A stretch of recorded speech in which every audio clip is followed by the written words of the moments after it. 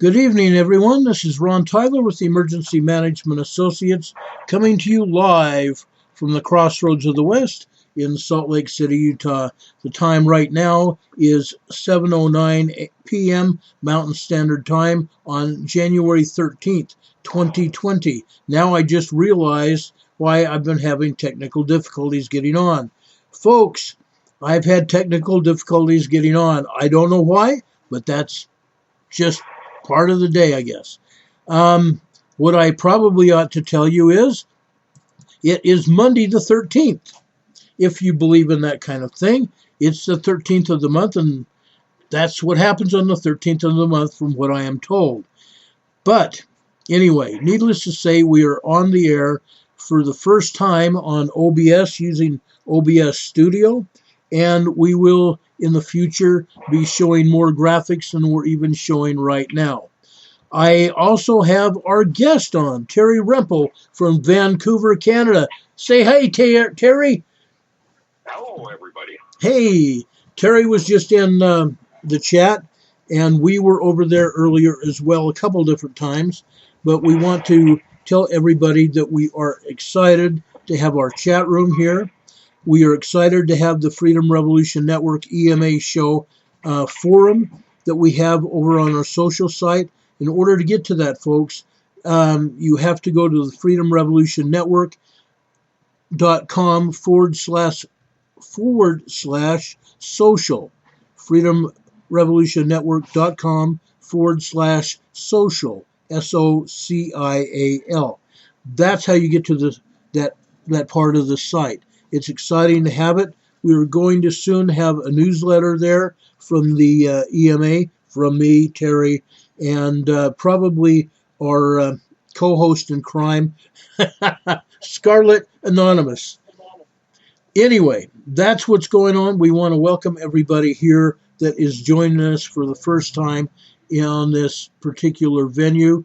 We will be helping several people later tonight make sure that they can access this channel going forward. One of them happens to be a dear sister of mine that lives up in Washington, just outside of Rainier. And I spoke to her last night, and now she saw our program from last night, and she was freaking out. And I want to tell her hello. I know she's probably watching this. I hope she is. If she's not, she's going to in the future. But I dearly love this lady. She's been a part of my life for a lot of years. She's not blood, but she might as well be. We probably are blood, considering her previous last name, because it just happens to be the same as relatives of mine. So we probably are blood. Anyway, it's wild. Those of you that are here, you know who you are, that I dearly love you. Terry dearly loves you. We are all in this together, folks. We really are in this together, and I appreciate each and every one of you. So, Terry, let's go on and find out exactly what is going on in Cascadia today. I know you've been monitoring it. I've been monitoring it some of the time, but not as much as I have in the past. Well, the first thing I looked at today was that earthquake. Now, I looked both on USGS site, and I looked at the Canadian feed, and that was the earthquake up in Ottawa or New York, depending on who you listen to. Yeah. Anyway, it was awfully close. South of Ottawa, not in Ottawa. Yes. The Canadians had it as a 4.2. And what did the USGS have it at, Ron? 3.2. No, actually 3.2. Now, this is unreal. This is unreal. I never would have expected that the USGS would downgrade this to 3.2 and get away with it. This totally blows my mind.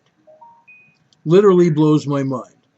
In my opinion, it should never have happened. The stuff that has been going on should never have happened. They continue to downgrade earthquakes and just up and get away with it. Well, they're not getting away with it here. Once in a while they get away with it. We don't catch everything. Yeah. But that earthquake is very clearly on the Canadian feed, or was earlier, as a 4.2. So that's another full magnitude downgrade. But it raises an interesting question if it was a 4.2, and I think that's likely, given the Canadian agency rating for it. If that's the case, how did this become a transfer earthquake around the craton, as usually happens? Because we didn't have any floors across the craton. We ended up with this floor up in Canada, or Canada-US border. And is it the case that earthquakes are actually transferring up from the south because they can't get through the locked plate system through California? So they've got a workaround? It seems that is the case. Yeah, it seems like it. It seems like it. It's just... I'm shaking my head. I really am. I'm just... Because it was almost 2 years ago that we had a 4 offshore Oregon, and you always get transfer earthquakes around the craton if it's transferring before it gets to the U.S.-Canadian border. Right. And we didn't have any of those. Yeah. It's just so weird. This could not have been a transfer of force around the craton, which means the dynamics of earthquake progression have changed. Right. And that can only be due to fault lockup from increased friction from North America moving. Right. It's just unbelievable. That's the way I understand it. Yeah. Yeah. I have to agree that's got to be the way I look at it as well. But what has happened today, to me, is deeply disappointing, because I honestly thought that maybe, just maybe, that things would be a little bit different over in the northeast part of the world. And, the North America anyway. But it's not. Wake up, Ron, it's not. No, unfortunate. They keep trying. Yeah, they keep trying. And we had a 5 in Alaska. Yep. Now, was that today? Yeah, that was today. I believe that was today. Let me double check. Yeah, in the Aleutian Islands. Yes, that was today. Yesterday, actually, it was yesterday. There was a 5.0 over. Let me pinpoint it here. I will tell you in just a second. All of a sudden, it just disappeared. It's been happening this way. It's just been happening this way. It was a 5.0 over approximately 50 miles northwest of Nikolsky, Alaska. It was over in the central Aleutian Islands. And it happened, late last night, early this morning. You can call it either one or both. That's about the size of it. But and then today we had a 4.0 south of Kodiak Island. Right. Yes, we did. Or something. Let's see what the other agency calls it. Yeah, southeast of Kodiak Island. Just about 150 miles. About 150 miles southeast of Kodiak Island, 4.2. Yeah, 4.2. Yeah. So that's a transfer earthquake. But what happens with that one, there's actually I've done fault research in the area, and there's a fault that runs across in that area, and it ended up right on the fault, and it transfers over to the seamounts. Right. There's a Kodiak Buoy seamount chain. Right. In there, and that will activate the seamounts in that area typically. Mm-hmm. Yeah, it will. It's it just happens. It just happens. It literally does. It just happens. Blows my And we can mind. expect that to add a little bit of force once it gets, not a lot, maybe 3.8, 3.7 worth of force by the time it gets to North Cascadia. Yeah. Because it should transfer along the seamount fault related, all the seamounts are related to faults. Right. And that'll take it down offshore of Haida Gwaii and down into the North Cascade. We'll add a little bit more force yet again, but not a lot. Yeah. Yeah. True story. True story. Just, if it's not one thing, it's another. It just happens. I was reading chat last night, and there was, I'm not going to mention the person's name just because I don't want anybody that might be in some sort of position of specialized knowledge to be caught out. But they were mentioning magma or lava intrusion at Mammoth. And Mammoth certainly had flared up on the seismograms prior to that being spotted and had a 4.0 earthquake. Right. So yeah, we now have a surface expression of magma, it seems. Yeah, there is a surface expression of magma there. If you look over at the seismos with Mammoth, if you have not looked at them, you'll be in for a surprise because there has been plenty of activity at Mammoth, and you can't deny it. Looking at Mammoth from the outside, you're not going to completely see it, but if you go to the seismos, you're going to see it. There's no doubt in my mind that you're going to see it. It's there. It's there. Yeah, there's 2s and 3s on the page there today, or what I interpret being 2s and 3s from the earthquake USGS.gov site. Yes. Yep. You're going to see it. You're definitely going to see it. Constant elevated activity as well, which indicates magma movement. Right. There's no doubt you're going to see it. Mount Shasta's also been busy with, for the last 4 days, with about a 3 increase in magma movement activity. The entire baseline is elevated. Right. And then there's been 5 to 7 earthquakes per day the last few days. Not necessarily large, getting to maybe 2.5. Right. But there's been a lot more earthquake activity there, and certainly more magma movement activity showing on the baseline. Right. So things are heating up at Mammoth, at Shasta and Mammoth. Lassen, I don't have any good seismograms for, but it's I would expect it to be following along, because as far as hotspot activity went, Shasta came actually after Mammoth and Lassen as far as having hotspots goes. Right. So I expect Lassen to be fairly fired up as well. Yeah. And Sutter Beach, for that matter. Yeah. Certainly, it's busy down in the Salton Sea area. Right. Continuous, significant activity all through the Salton Sea area. Right. I'm showing a map of California from USGS.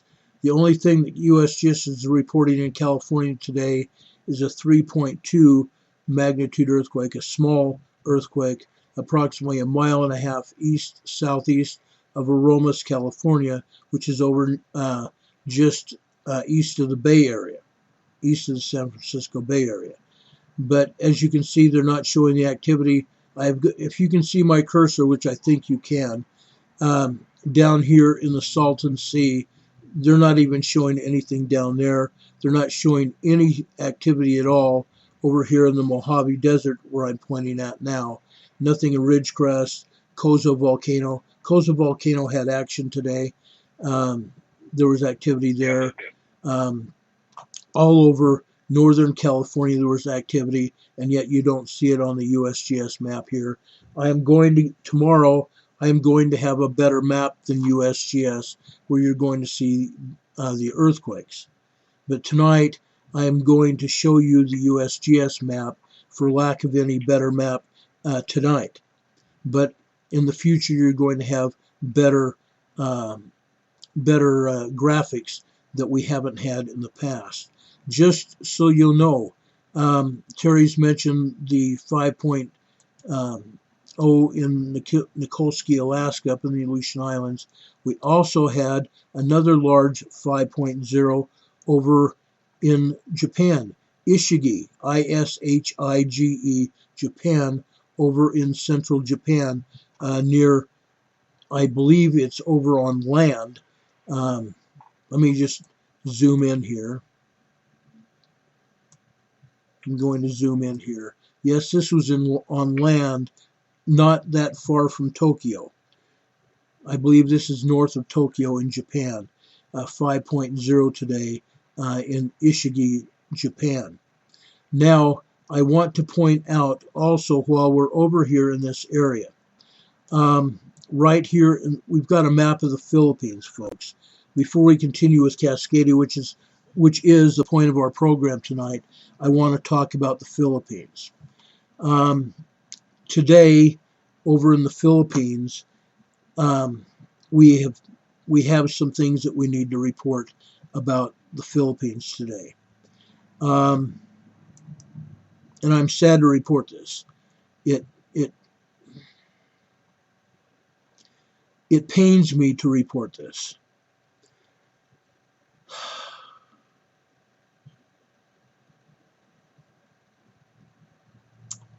The Taal volcano, as you all know, erupted yesterday, which was Sunday in the Philippines, Sunday afternoon in the Philippines.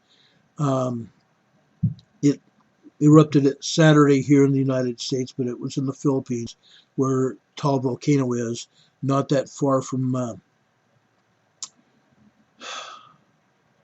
the capital of the Philippines. And it's over on the island of Luzon in the South Island of Luzon in the Philippines. It roared to life to the tune of 55,000 feet high, which is up into stratospheric height. One of our people in chat yesterday said that it was stratospheric, and I said, well, stratospheric is supposed to be 60,000 feet. And yes, that's what they used to say it was. So I stand corrected. 55,000 feet is stratospheric. It roared to life on Sunday afternoon, Philippine time, spewing ash and steam and forcing thousands to evacuate. The Philippine Institute of Volcanology and Seismology has raised the status alert level to 4. I don't know why they didn't raise it to status level 5, noting it was an absolute emergency, but they only raised it to status level 4 for whatever reason. It's a more hazardous eruption, and they're saying that this eruption, more hazardous eruption, is going to be imminent within the next few days.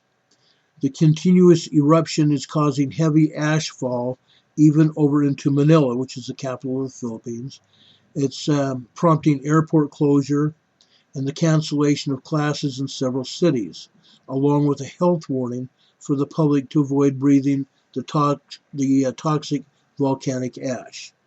Now, I also need to tell you that 22 people have been killed as a result of the Taal volcano. This is why I've had a little bit of trouble telling you this, is we've had 22 fatalities in the Philippines.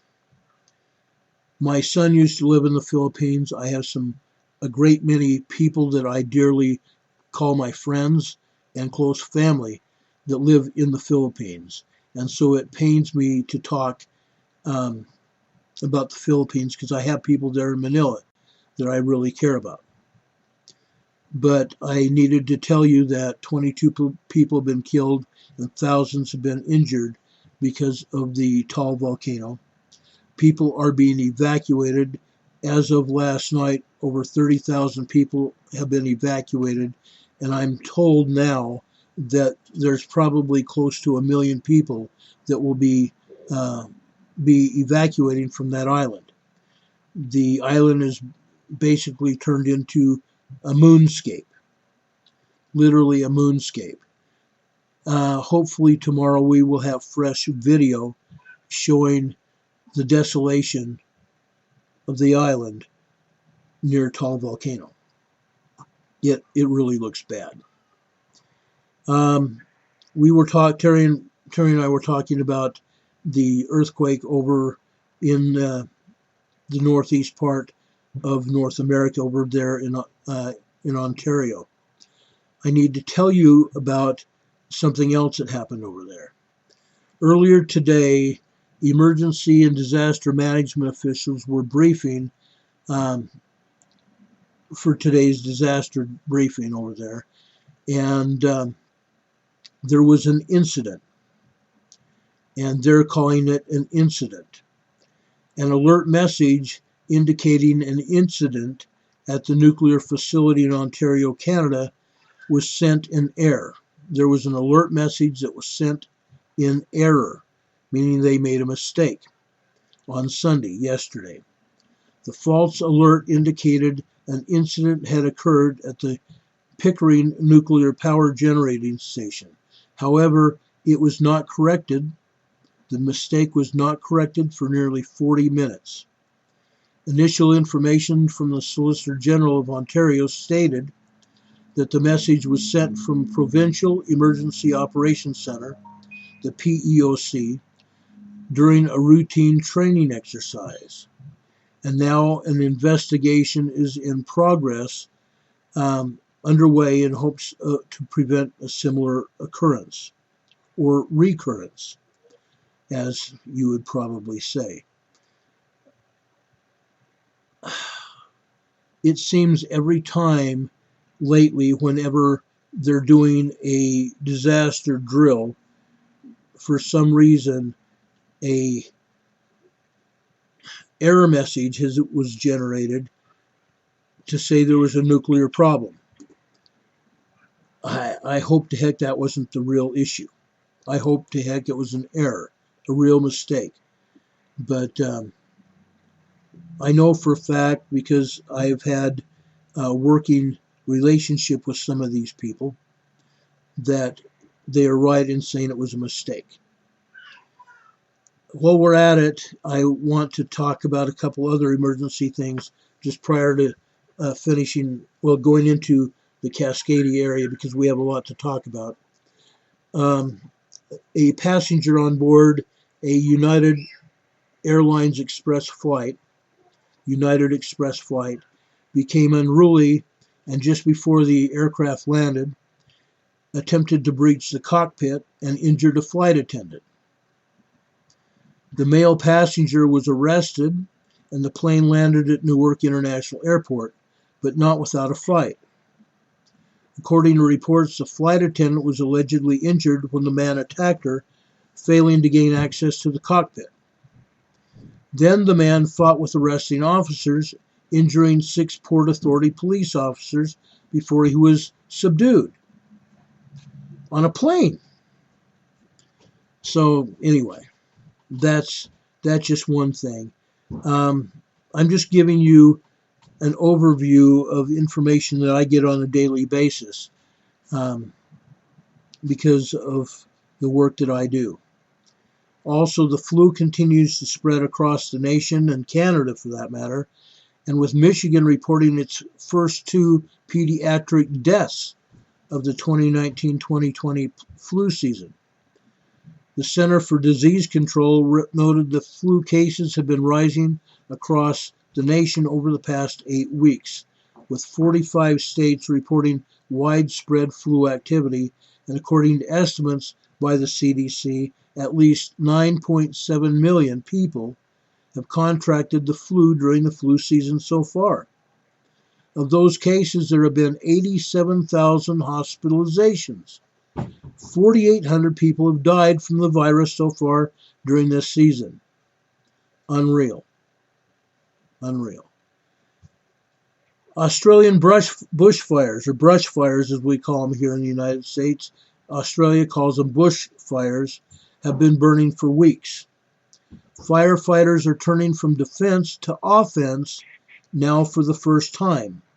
crediting a break in the weather, firefighters were now being able to begin bulldozing small trees and to burn shrub ahead of the fire's projected paths. So for the first time, Australian firefighters are starting to get ahead of the fire.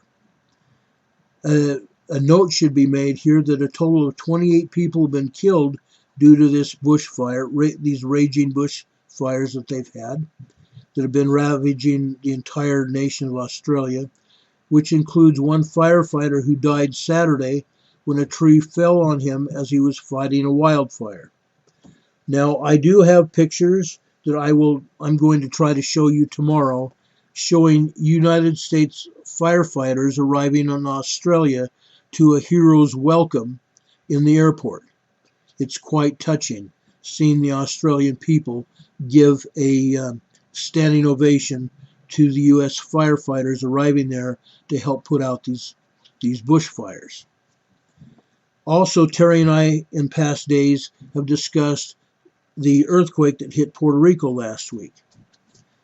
There were two different earthquakes, along with a ton, and that's almost an understatement, Terry, a ton of aftershocks.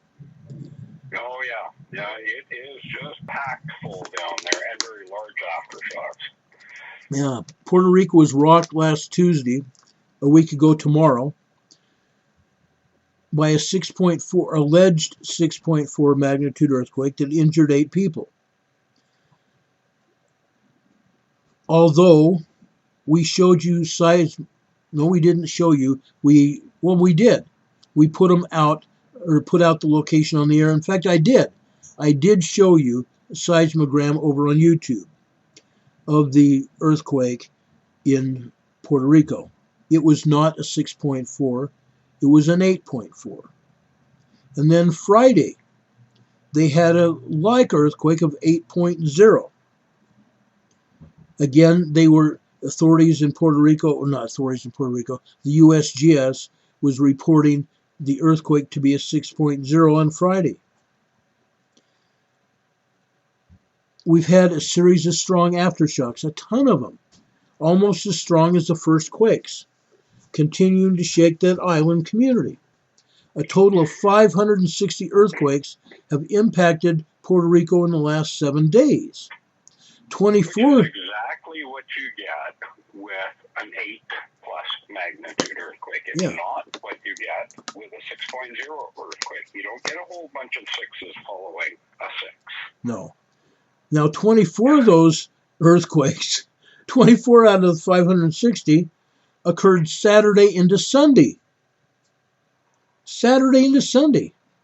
The quakes included, get this, a 5.9 magnitude earthquake Saturday that caused a landslide in the southern municipality of Buoys.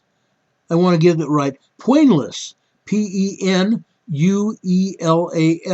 Buoys, and caused millions of dollars of damage along the southern coast of Puerto Rico.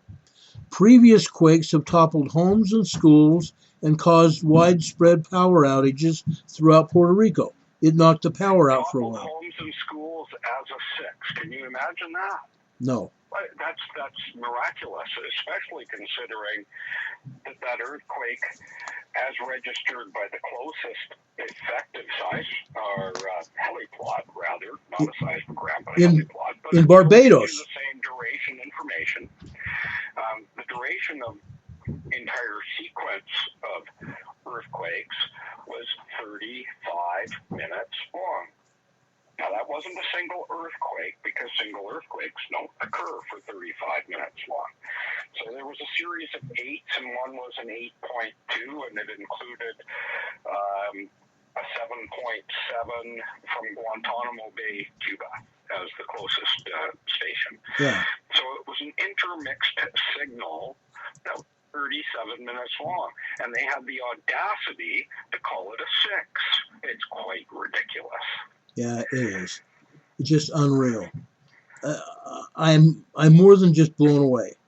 And then they pulled They pulled more than 2 magnitudes off of that earthquake. Over 2 magnitudes they pulled off that earthquake. Yeah. It was that I had it sorted out, and I could be off by a point, but not much more because I spent 2 hours studying that earthquake. I came in at an 8.475. That's very close. Yeah. Yeah. And you don't get massive earthquake, even if it's sound, through heliplots. You don't get massive ongoing sound or seismogram activity, because Ron went and verified on seismograms, from a 6.0. You don't get 37 or 35 minutes of activity, large scale activity, before it dropped off to the very large but moderate by comparison activity, because that earthquake was actually right off the charts. It knocked the stylus off the seismogram in Puerto Rico. You couldn't read it. Just unreal. It was huge. It was a massive earthquake. It's no wonder there was a 4 that followed up in northern U.S. east, or the U.S.-Canadian border east. Right. Right. It blows my mind.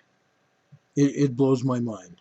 And then Saturday morning, on top of that, Saturday morning, we had another similar set of circumstances up in Siberia, Russia.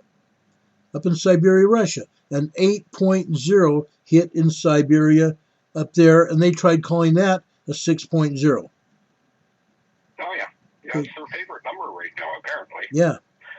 Yeah. If it's larger, anything larger than a 6 is a 6, apparently. Yeah. Well, you know, all the work that I did, and I spent 3.5 hours before going on the air with the information. I spent 3.5 hours going through this and verifying it was a larger earthquake before I went public. And then I had people challenging me. Oh, you're wrong. There's no way. They don't tell lies about that kind of stuff. Oh, really? Oh, yes, they do. Yeah, they do. They've been caught many times telling lies about stuff like that. Just look at the damage levels and understand the damage is got to be on the internet by now. Yeah, it has to be. It has to be. You look at the damage levels, you know that's not a 6. Yeah, there's no way. It's unreal. Unless they're building absolutely everything, including hospitals, out of Adobe, it's not a 6. Wow. So everything continues to increase. When I was going through seismographs from California today, the areas that I found that were active with near sites that were active showing significant magma movement included Ubehebe craters and Kozo volcanic field and what's the other one? Oh, Mammoth's been busy, of course. Salton Sea was busy. And it just never stops. Salton Sea is one incredibly active area all the way to the border through the Imperial Fault. Yeah. And probably down south through the border. But I don't have Mexico. Yeah. I expect there's a fault running north to south. The Imperial Fault apparently stops at the border. Not. And right down into whatever the ocean is in between the Baja Peninsula and Mexico itself. Yeah. It's very likely, you look at the land height and everything involved, there's very likely a fault running up through there, and that's probably part of the issue. Anyway, busy through California, busy at Mammoth, likely busy at Lassen, busy at Shasta. Crater Lake, the whole volcanic field of 50-some miles is active at both ends and in the middle, and very significantly in activity. So that's increasing. Hood is increasing. Sisters is increasing. They're mucking with the seismograms, playing with the volume, trying to mess things up. I catch enough information to know what the busyness level is. Hood has been having regular 1.5 to 3.0 earthquakes. That's becoming common that you see that every day now. And lots of tremor storms of plate movement and magma infill. Right. And the same's going on all the way up the chain. Rainier, Baker, Glacier Peak. It just doesn't matter which one you go to. The whole chain is incredibly busy, and it continues to get more active. It's not backing off. It'll slow down for periods, but the period might last 3/4 of a day. And then you can see the heavy lines of plate shift movement and all the fracture lines that go through it, of tremors that are coming with it, and steam bursts, lots of steam bursts at Hood. I expect the same things going on at Shasta with all the small earthquakes that it's getting, but I don't have a good enough seismology from Shasta to see that. Yeah. I used multiple sites around Shasta to sort out Shasta. There's nothing really good right at Shasta. Right. But I get enough information to make it work. Yeah. We are going to have... It's having all kinds of small fracture signals as well, which indicates that there's summit fracturing, flank fracturing, and fracturing around the volcano. Yeah. With the small earthquakes. You wanted to say something, Ron? Yeah, we are going to have to end the OBS portion of this. It crashed or something. I don't know what happened, but we're still on live on the radio part of it. I'm going to go over to YouTube. For those of you that are still monitoring the feed from Freedom Revolution, we're going to go over to YouTube to continue this, I hope, with any luck here. I'm working on bringing YouTube up right now, and we'll continue this on YouTube, the video portion of it. Right now, we're still live on the Freedom Revolution Network here, but I apologize. I just found out, I just checked, some of you have texted me and sent me information saying that the video is down, the chat, nobody's able to get into the chat, and I'm going to remedy that right now. We're going to go over here and do this over on YouTube Live in just about a minute here. So just stand by with us, please. I'm sure Ron is very sorry about the system issues. Yes. They will get worked out. They will. I promise you that. I can guarantee you from Hood today, there was at least 5 earthquakes in the 1.0 to 1.5 range. There was at least 5 in the 2.0 range, and there was 2 in the 3.0 range. Yes. So that's a lot for Hood, and it's just full of magma steam burst signals. Right. I don't get a lot of information from Hood. I get enough. Yeah. Unless they shut everything down entirely, and they're working on it because site after site is getting turned right down to the basement. Mount Adams, you would think there's nothing at Mount Adams.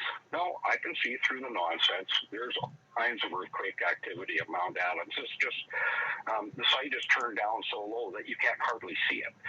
But when you get a 4.0 earthquake at Rainier, and it barely raises the line at Mount Adams, you know just how badly that site is turned down because they're only about 40 miles apart. Right.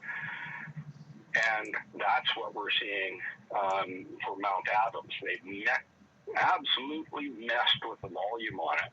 So when you see anything that shows at all on the line, and then you can check the duration, and you have to be very careful to do it. You know there's a lot of activity at Mount Adams.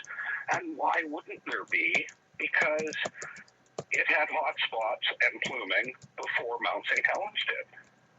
And Mount St. Helens shows all kinds of activity. Yeah, it's wild. So Hood is every bit as busy as Rainier. Yes. And Mount Adams is every bit as busy as Hood, or very close. Yeah.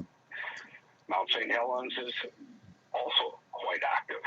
Yeah. Mount Adams, Mount St. Helens, and Mount Rainier all share a high conductivity triangle, which is quite an anomaly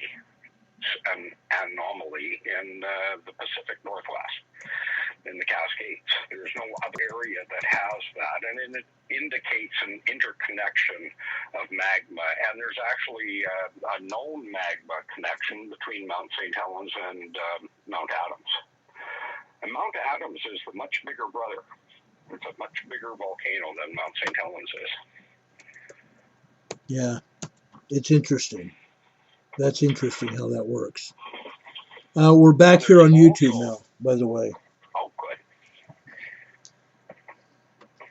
So we're back here live. Anyway, let's go back here real quick and bring people up to date on Rainier and the Cascades, and let's go back over here and talk about Mount Adams and Mount Baker. All right. Starting from the south, we covered some of California, basically everywhere connected to volcanic field, like Cozo Junction, Ube Craters, Mammoth, Sutter Buttes, Lassen, and Shasta. Everything's busy. Salton Sea is busy. It's all picking up in activity. And it's also very significantly busy in San Diego and LA, in through the valley. And when I'm saying busy, I'm saying that there's elevated lines of activity on the seismograms that are hour after hour after hour, with pulses in many cases, and that's magma. Right. That's moving magma that gives you that signal. So very active in California, all the way through, and there's quite a few small earthquakes at Mammoth and at Shasta. Getting up north, all of Crater Lake area, the whole 50-mile-long volcanic field, is showing very significantly about 3 times more activity than a week ago. Jefferson, the site that picks up Jefferson the best, also has increased activity. Sisters is showing increased activity.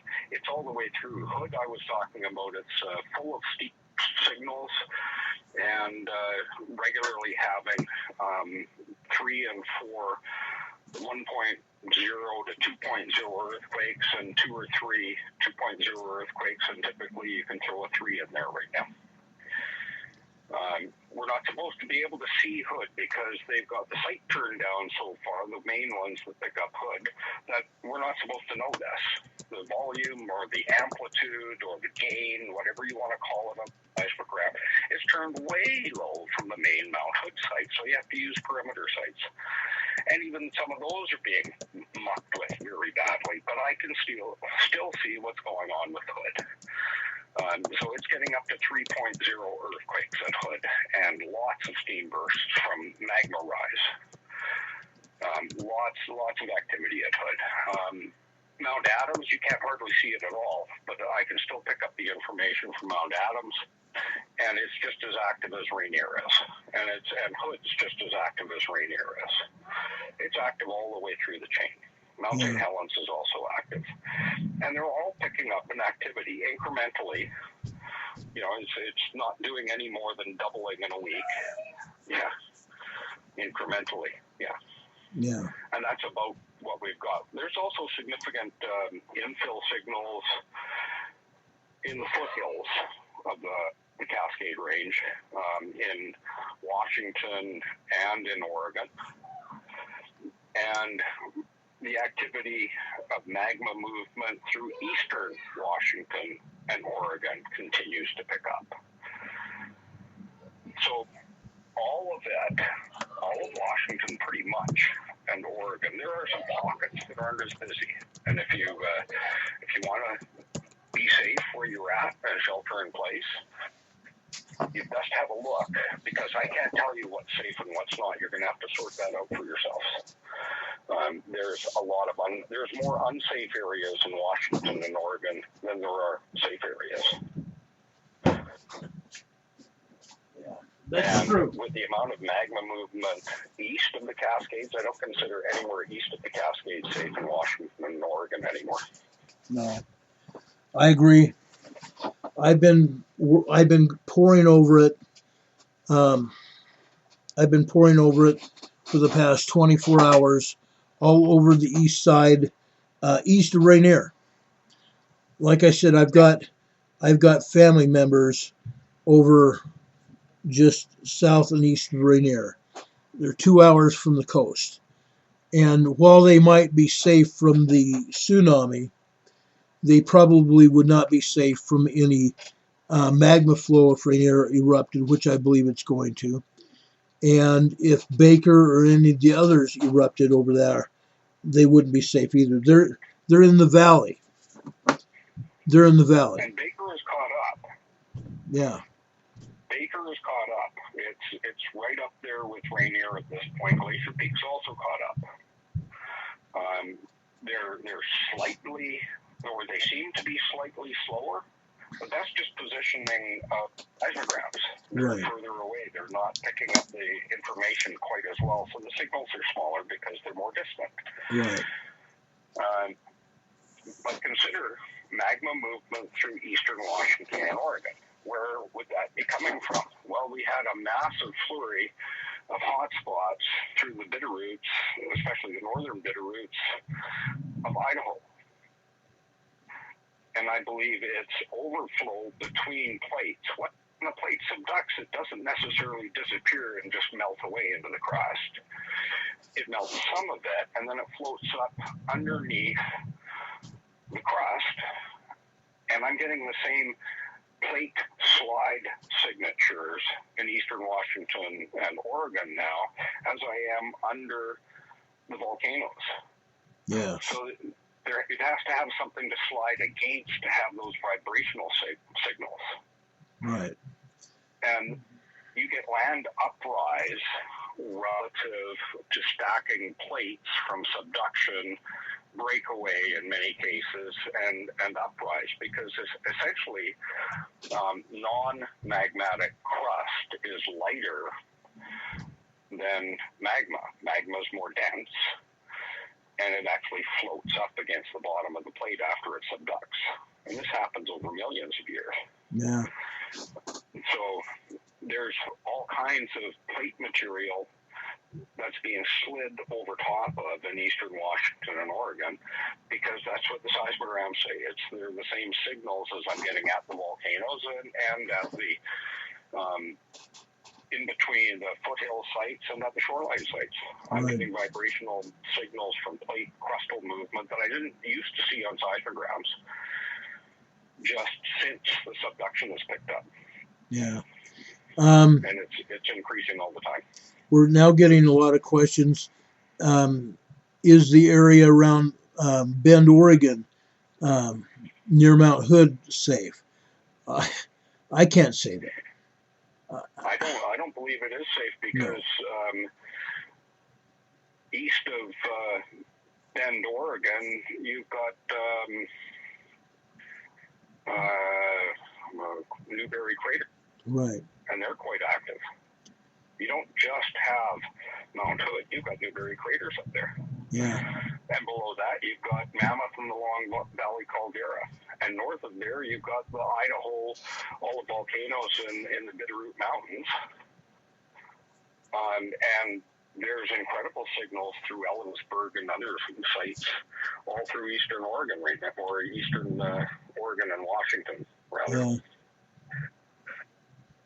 It's just unreal. It's incredibly active over there. I'm watching the activity. I watched the spike in activity about triple from the Bend, Oregon site today. Yeah. It's unbelievable. Yeah, that's That's the word I'm going to say. It's unbelievable. It's just, it's more than I can even think about right now. Oh, it's tough to wrap your head around just bad it is. Yeah. It really is. And I don't want to get all emotional and get hard sounding over this, but it's very bad. Yeah, it is. I'm not going to mince words about it. It is. And consider if you get stratospheric eruptions from those volcanoes, and why would they go stratospheric? I'm going to cover this really quick. There's been magma inflow both, I believe, from Yellowstone as an overflow between the plates, the previously subducted plates and the crustal plates, which is causing the hot spots because you have to have it near crustal and you have to have some fissuring to get the magma to get high enough up in the crust to get hot spots. Right. Because that's a lot of for it to travel, so it's got to be coming up through fissures. That means you've got near surface magma, and the longer it happens, the more magma erosion you get. Well, that flow of magma from likely Yellowstone, because I don't absolutely know the source, is all the way down in California. All the way down, it's past Mammoth, into the Ube craters area and China Lake. Or that area has a different source. I don't know for certain what the source is, but the magma flow has accelerated, and it's been going on for months. And you get a transformation of deep crust, which is extremely hot. A little bit of temperature changes into magma, the underside of the crust. That 10 kilometers rock is already so hot that it's plastic. Right. So it doesn't take a big temperature change, and when magma's moving, it's quickly transferring temperature. And so you can expect, much like California and eastern Washington and Oregon, you can expect hundreds of feet of landfall once the pressure on the crust reduces.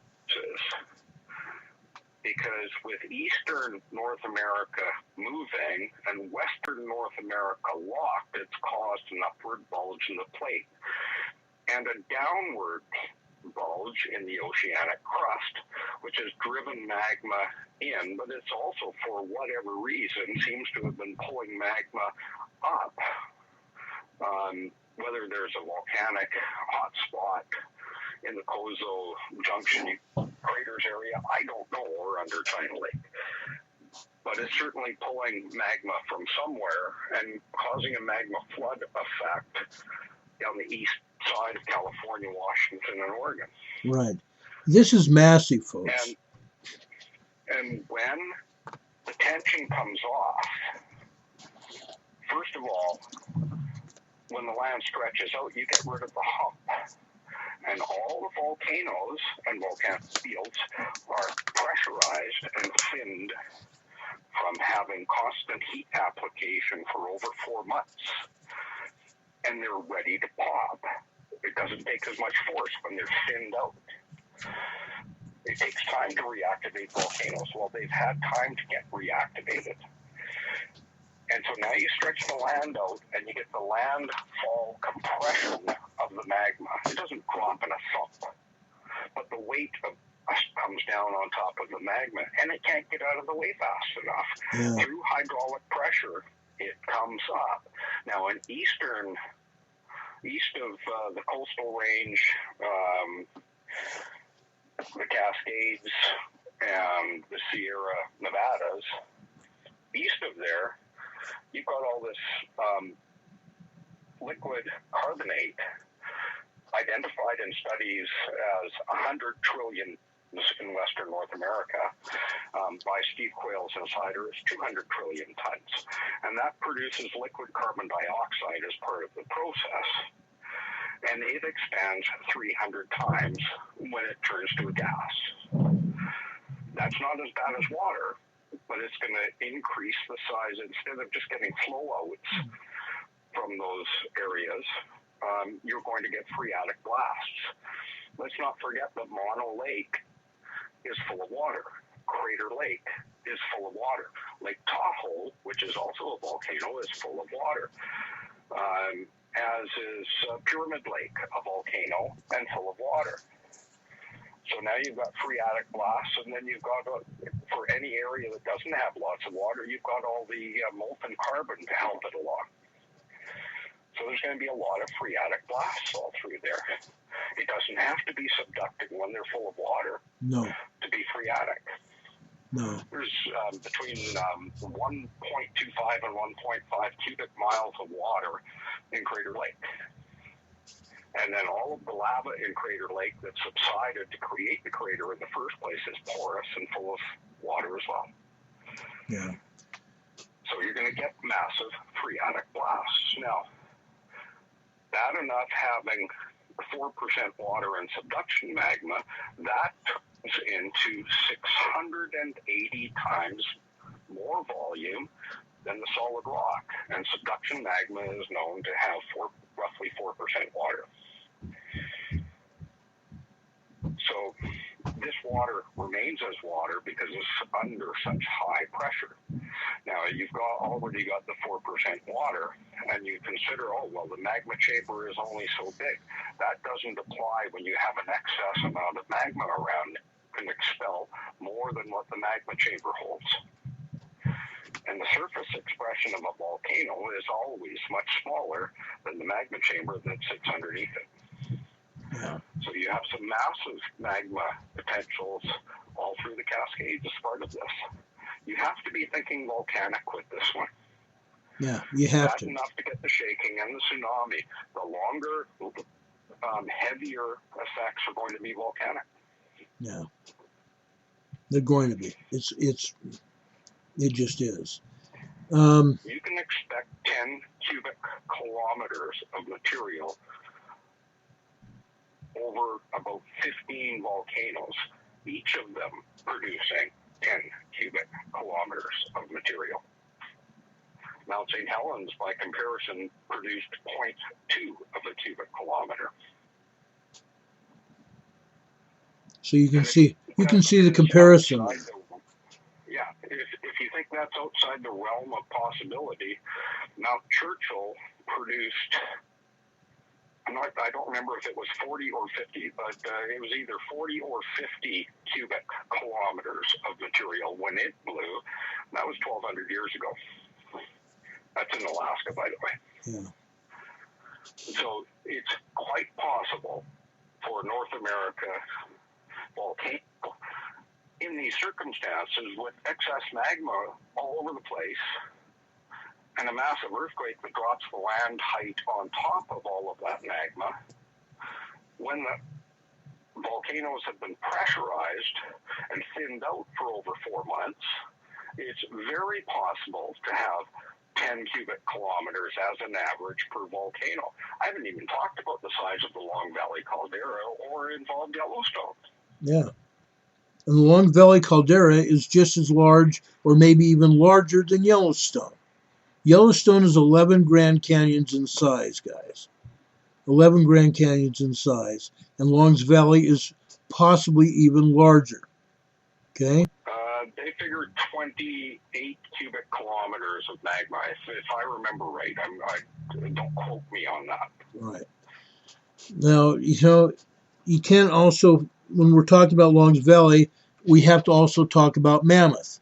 Mammoth is just west of Longs Valley. It's also a volcano. It's also had major magma flowing through it and in that area. I've also seen the seismos on that. So you have to put it all together. You have to look at the entire big picture. Okay? And why is it so big this time around? Why is it such an event this time around? Well, first of all, we don't really know what happened in 1700. We have scant reports and information from 1700. But If you go over to YOW USA, YOW USA, leave a space, include 2019, you can see images of a brown dwarf twin to our sun. Not the brown dwarf itself, but the surrounding planets that come with it, and they're actually in our solar system. And that's why we have a 1,000 times increase in earthquakes and volcanic activity around the world, hiding it as much as they can try to. They're not hiding enough. They're knocking 100 times off of the activity with what they omit and what they're downgrading. But they still can't hide the activity increase. It's a massive activity increase just in the last year. And a massive increase is a massive effect, and a massive effect must have a massive cause. And if you consider that a brown dwarf is 8 to 20 times bigger than Jupiter, there's your massive cause. And when you go over to that site and see it and see the scientifically vetted images, I don't agree with the theology on the site, but the images, they go through the scientific vetting of the images with you. And most of the images come from naval or from the most solid of the images come from multiples from the Turrialba volcano webcam and from the weather buoy in Alaska. And it's pretty hard to fake images coming from cameras that are designed for full sun exposure, so they're not getting burned out spots on them, because they're designed for continuous use in those conditions. So it's not a camera malfunction on multiple images over multiple months. They are actual correct images. Hopefully that site doesn't get taken down now. But consider the amount of worldwide effects that we're having. We've got the weirdest weather in the world. No, or I shouldn't say that. The strangest weather the world has ever seen.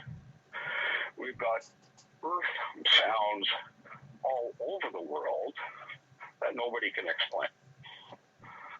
Not scientifically. There's explanations, but not scientific explanations. We've got very significant other changes with fissures appearing and sinkholes occurring at increasing rates. We've either got a magnetic anomaly in Alaska and in Russia, and a magnetic anomaly in the south as well, or we've actually got split poles. And basically they mean the same thing, because if the magnetic anomaly is large enough, it behaves the same as a split pole. So you can either believe in split magnetic poles or double magnetic anomalies north and south. But it means the same thing. And we have a very weak magnetosphere, and we have unusual activity, and we have an increase in fireballs. All of this plays a part. You either believe the brown dwarf or you don't, but you have to at least scientifically believe that there's no way a grand solar minimum is going to increase earthquakes 1,000 times from what they were a year ago. And that's what has happened at least 1,000 times. Because you can go back in history and look at other solar cycles, and there's not the same level of increase in activity, so it's got to be something bigger. I'm not saying that we weren't due for a grand solar minimum. I'm saying that the effects of what we're seeing are too great to be caused by a grand solar minimum. So you have to look for a different cause. And considering that we had an increase in reported fireballs to the American Meteor Society or Association, beginning from 2011, we had 1,600 roughly, to in 2018 we had 6,000 every year for those 7 years. The fireball numbers increased, and these are reported fireballs from around the world. That's a gravitational effect. When it happens over that long of a period, it's not going through a little meteor cloud. Because that happens from time to time. We have the torrid meteor shower, we have this meteor shower, we have that meteor shower. But those happen regularly. That's We it. don't have an increase to this level. And the very large fireballs are increasing as well. The reports of very large ones. It's all over the world. Gravitational effects that disturb the debris in the outer atmosphere, the Oort belt, is what it's referred to. Yeah. We have the Kuiper belt of meteors, and we have the Oort belt. These are coming from the Oort belt. Yeah. It's amazing. It's amazing. I've had more pictures sent to me of meteors coming in, or what appear to be meteors coming in, and all over. And it's not in one spot. If it was just one spot, I would say somebody's fudging. But it's literally all over the world, folks. I mean, from South America to North America to Switzerland, over into the Middle East, the Philippines, the Mariana Islands have seen it. They had one apparently crashed there. There was one over that crashed in Australia. There was another one that was reported in China. Where was the other one? Korea, I believe. South Korea got one. Japan got one. I mean, they're all over. Dutch's chat or Dutch's program, and he had a fireball episode. Meteor go over him as a big flaming fireball. Yeah. And landed one state over from him or something, not that far away. Yeah, I remember that. But they're literally all over. The last one was just last week. You know, what gives? You can't just deny it's not happening. You know, and Kenneth is talking about people that are saying that what we're talking about is wrong, that Cascadia is only going to be a 9.5, that anything larger would rupture the earth in half. People are talking about that they've never heard of this and that there's no way that Cascadia is going to go. And yet we can show you. We can show you seismograph. We can show you seismogram. We can show you helioplot. We can show you all sorts of evidence. We can show you tons of evidence. They're just saying that it can't happen. Nobody's arguing with the evidence once they go over to the YOW USA site to say that that's not real, because now they've seen it. Right. They just haven't. The arguments are based on ignorance. Yeah. And that's it. It's all based on ignorance. They come ignorance. down to, well, it can't be because the professionals will tell us. Right. Okay. If the professionals tell us, wouldn't they have to move in excess of 52 million people? Right. To safety, house them, feed them. And that's how would they go about doing that? How do you move 52 million people? Right. If the Cascadia is coming. So if it's coming, are they going to tell you? The UN has the Agenda 21, which is to reduce population levels. It's a published UN agenda. Yeah. So are they going to be concerned about the individuals that would perish in this? Yeah. Yeah. It's unreal. So you believe what you want to believe, because that's, in the case of ignorance, that's acceptable. Right. It doesn't make it any less the truth. You can just believe what you want to believe. Right. Somebody says they've been watching seismographs for several years. Nothing looks different than previous years. Could you repeat that, Ron? I had a bad connection. Somebody's been watching, says they've been watching seismographs for years, several years. Nothing looks different from previous years. I take umbrage with that because I've been watching it for years, and there's a complete difference. There's a complete difference. I consider that person to be either blind or flat out lying.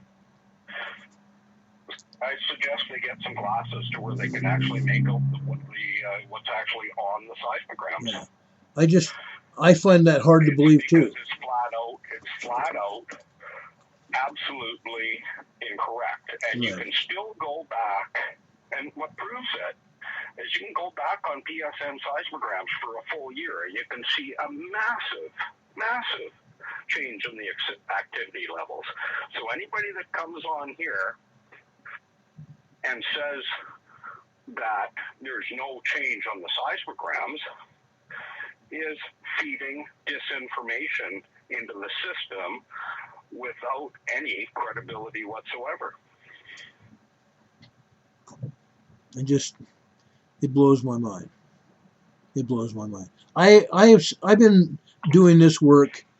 I have not been active doing this work every day since 1978, but I have been doing this work for a long time since 1978.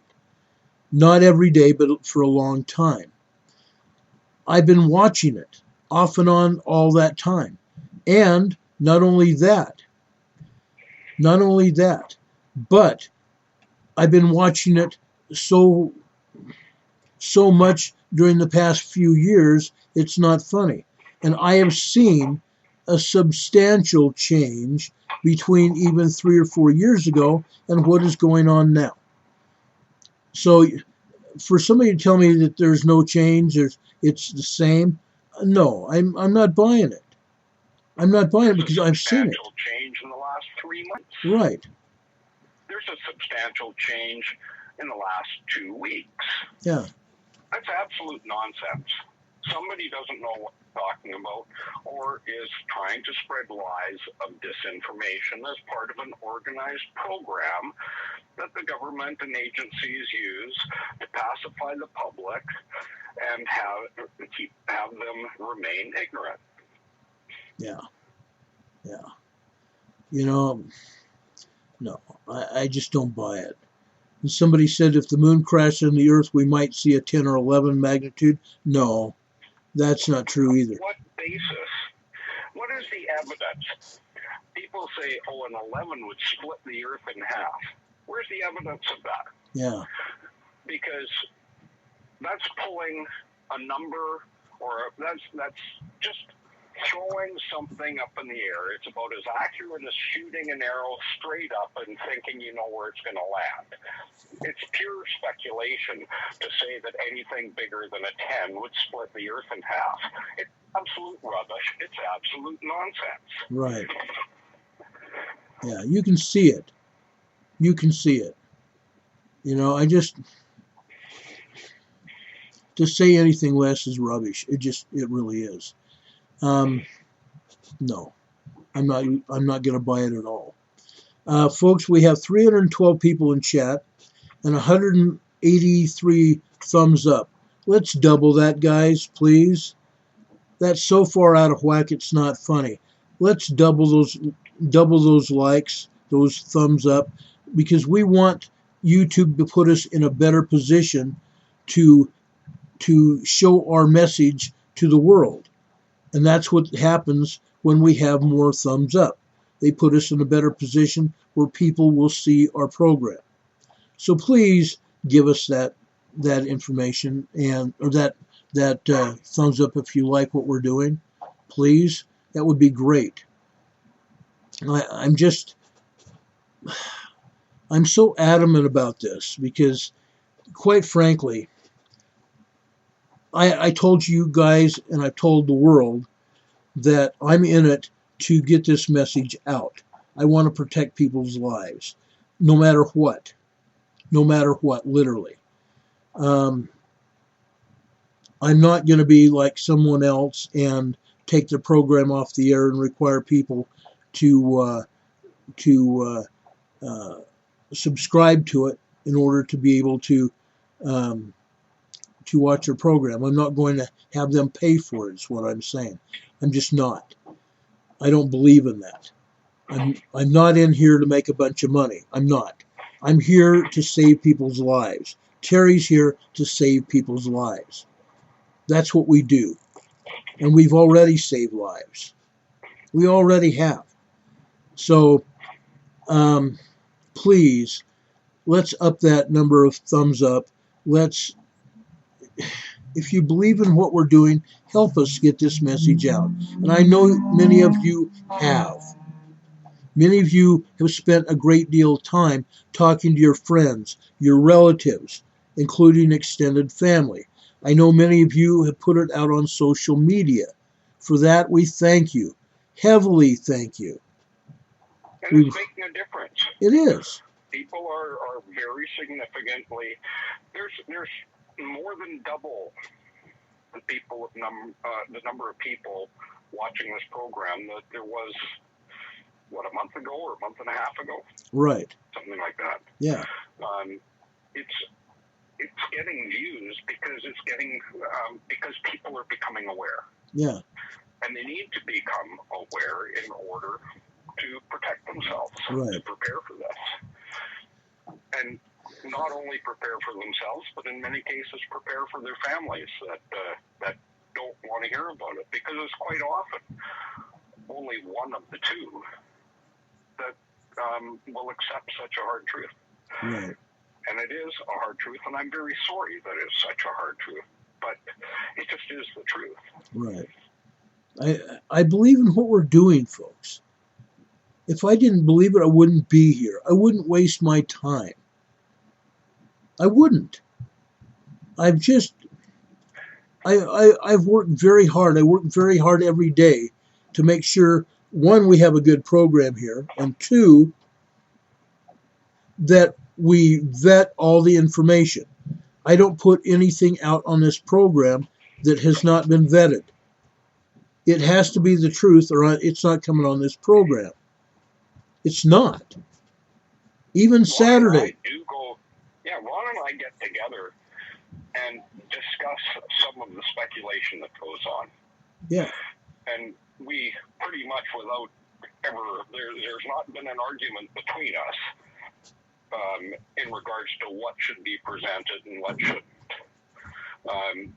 Because some of what has been said is very speculative, and there's just nothing to back it up. So we don't go over the top on the information. The information's bad enough as it is. Now, there are some potentials that we don't discuss because, like I said, there's no science to back it up. So we leave those ones out. If you prepare 9.5 earthquake, which is within the realm of what is accepted in science, and it comes in a full magnitude higher, you've still prepared for a full magnitude higher, because it's not that the shaking gets that much worse, it's that the duration is longer.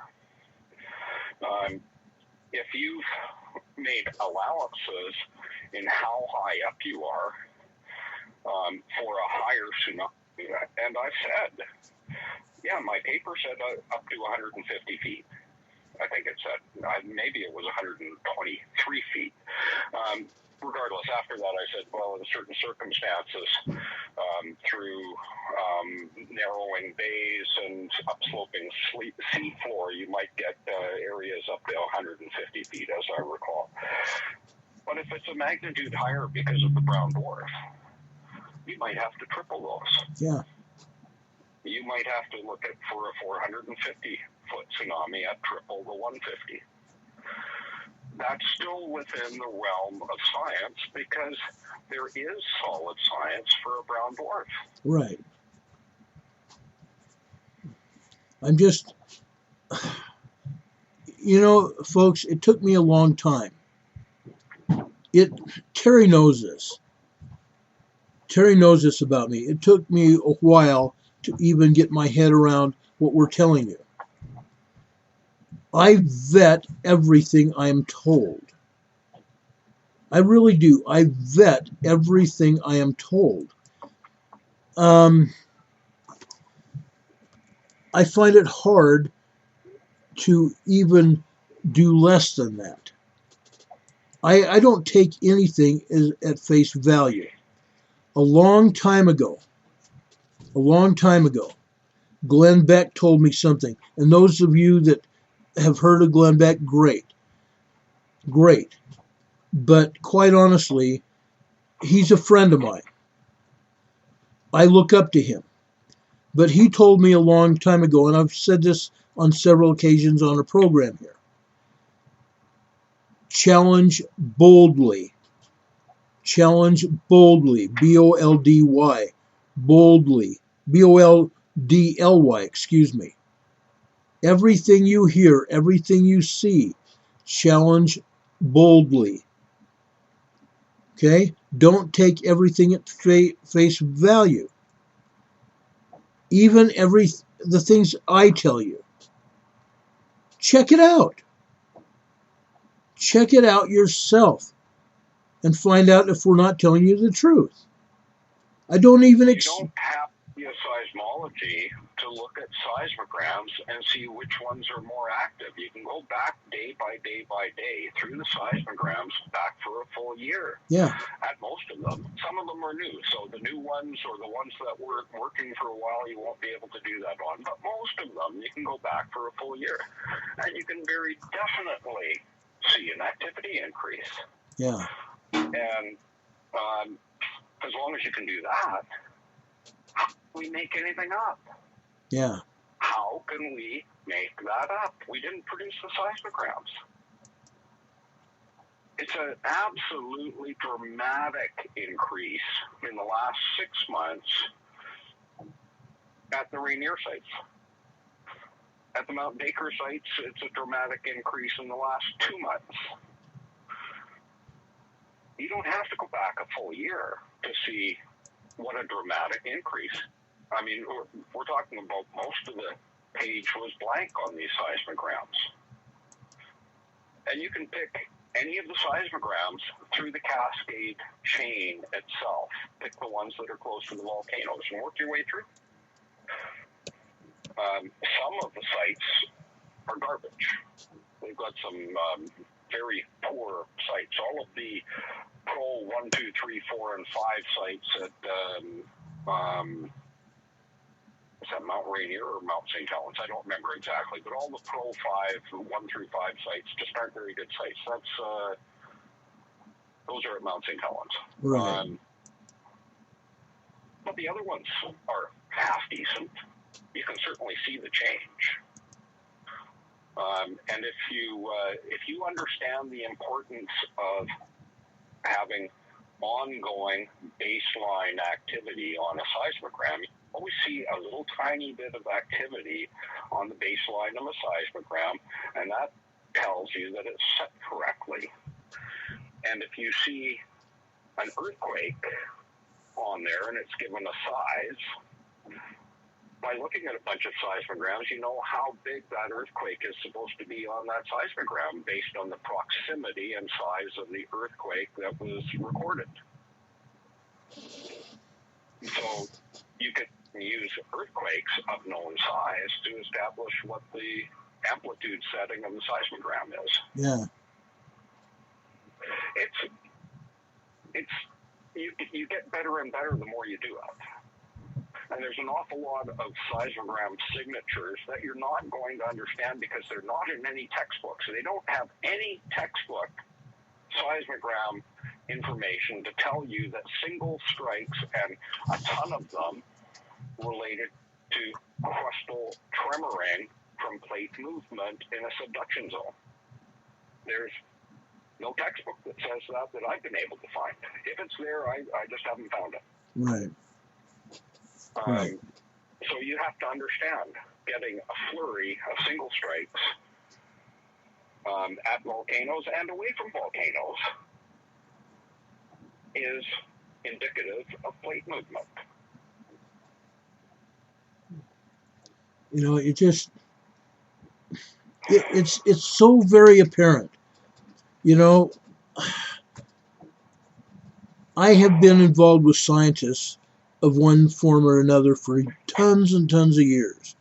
And some of them are way back here in outer space, kind of, that don't want to change their feeling about what's going on, because everything that they're thinking is based on science from 30 and 40 years ago, 50 years ago.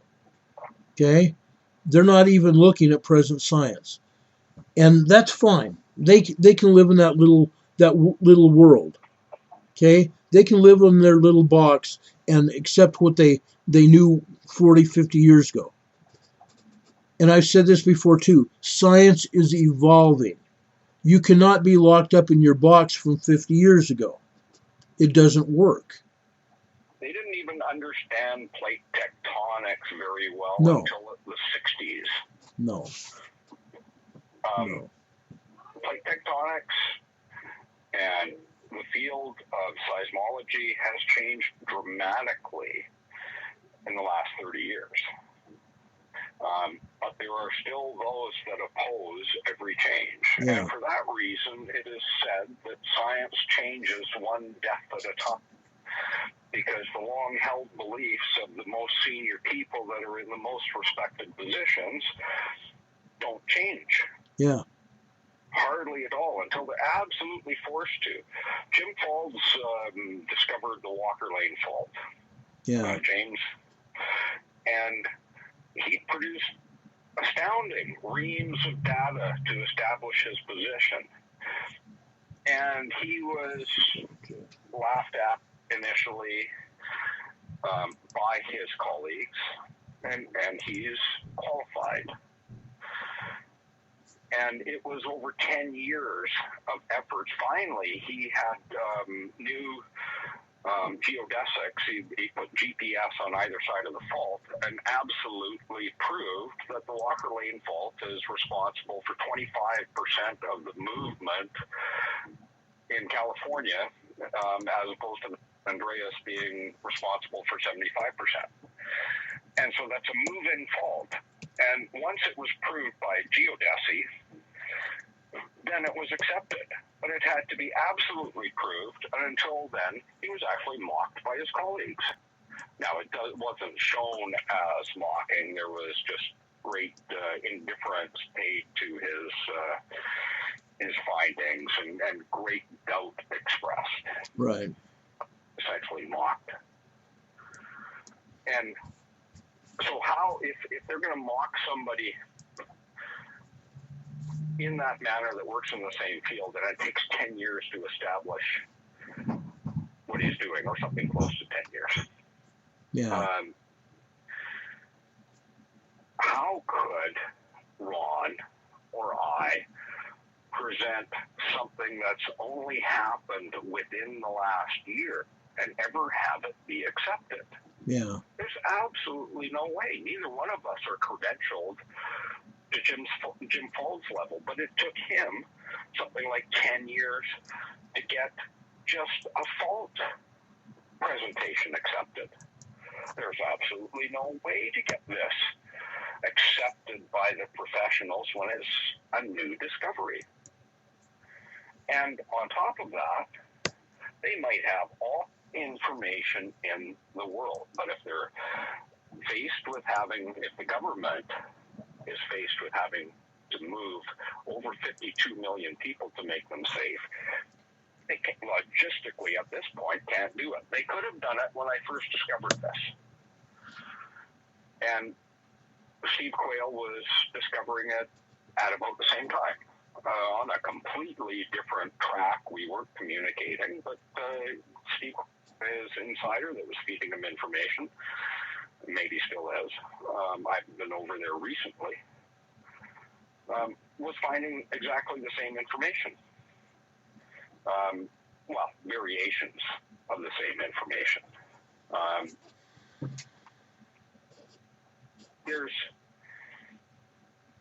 We're just so fortunate to have warning. It's a horrible message to deliver, but we're so fortunate to have warning, because you don't have to have warning before a massive subduction earthquake. Right. But the seismograms provide absolute warning, as did the hotspots that showed magma near the surface, as did the methane release from Washington to Mexico, which showed that the continent is moving to disturb that garbage pile to release the methane over such a long distance, as does the increase in seismic signatures at so many volcanoes. You can't go to any seismograms and not see a significant increase in activity through the Cascades, except on the very, very turned down sites. And there's a few that are turned right down to the bottom. We have a lot of overlapping information that continues to confirm what we're saying. We have the venting from the volcanoes. We've had 6 in the Cascades, 7 if you include, I believe Baker has been caught venting, but I didn't see it myself. That would be 7. We had major venting episodes before that from Mount Shasta, from Mount Hood, from Mount St. Helens, from Mount Adams, from Mount Rainier, and there was one other. I don't remember which one it was. Sisters volcano. And then we had a major venting episode from Seax. But I saw Seax with so many hot spots around it, it had melted the snow all the way around the base and was causing a miles-high steam plume from Mount Seax, which is actually pronounced Seax.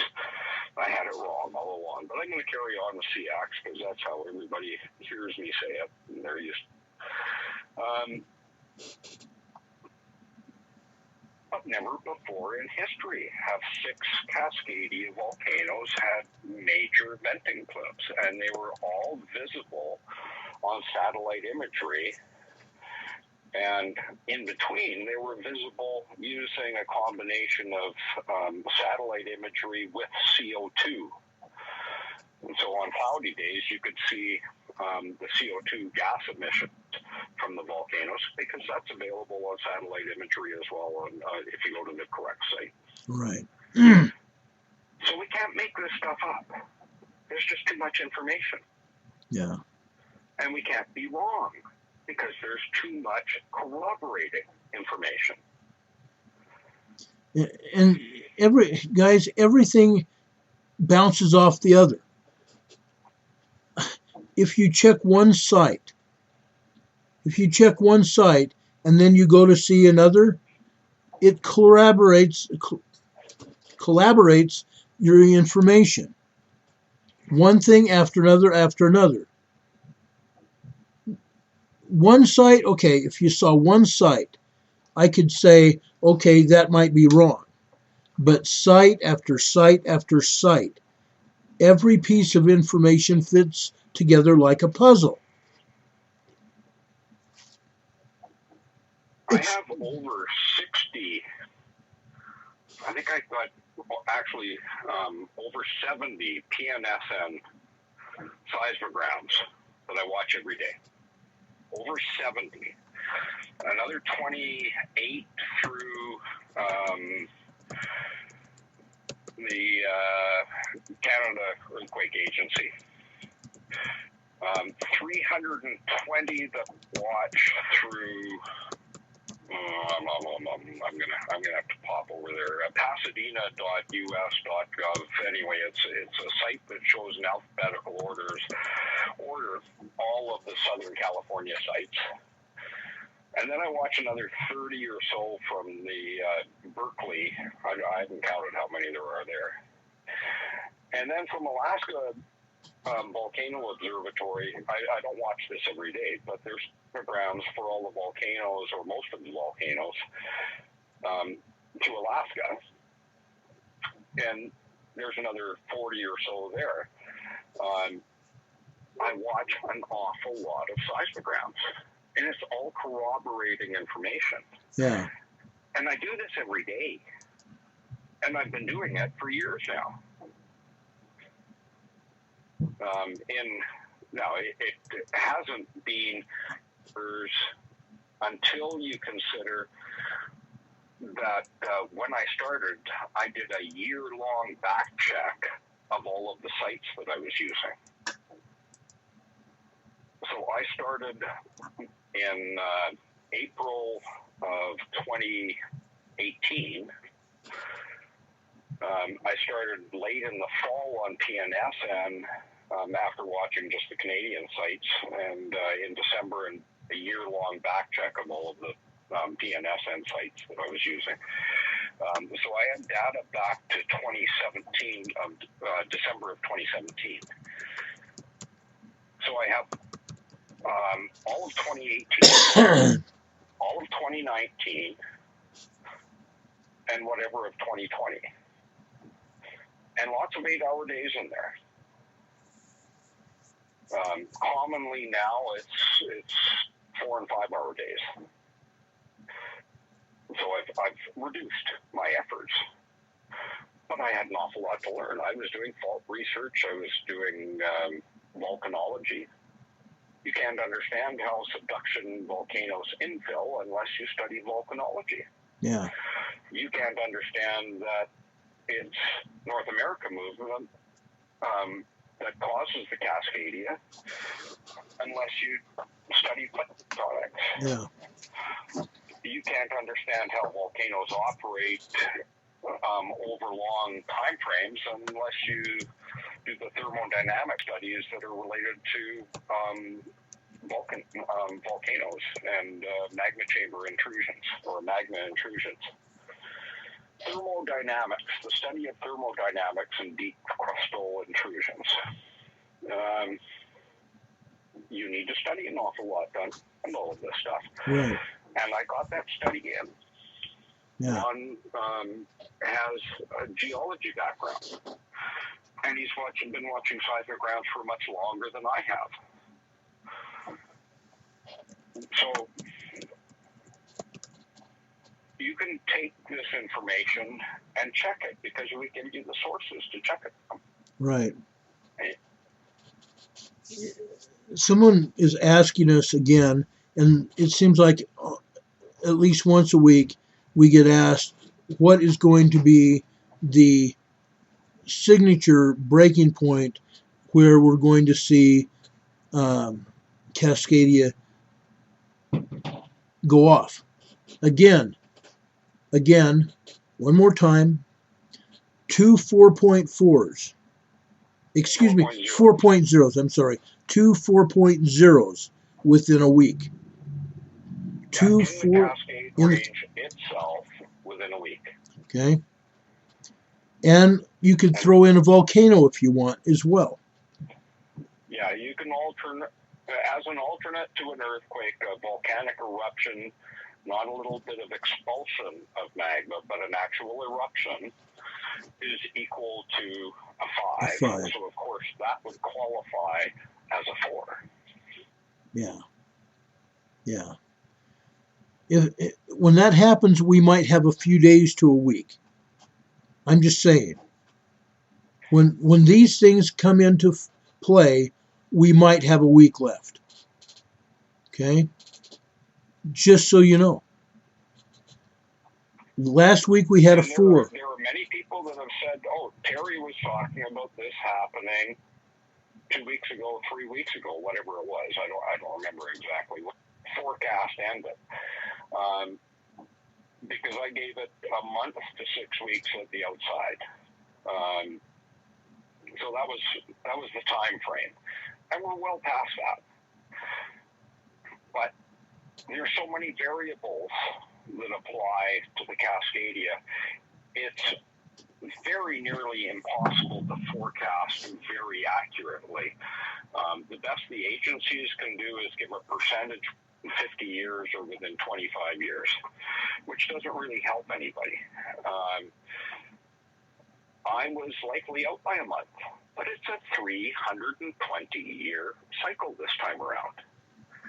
If I can get within a month, that's close enough. That's an awful lot better than any of the agencies can do. And the agencies don't forecast earthquakes.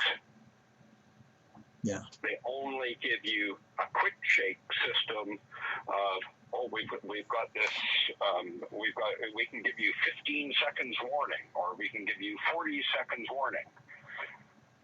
They certainly don't bring you developing news of the Cascadia preparing to go based on information that's credible.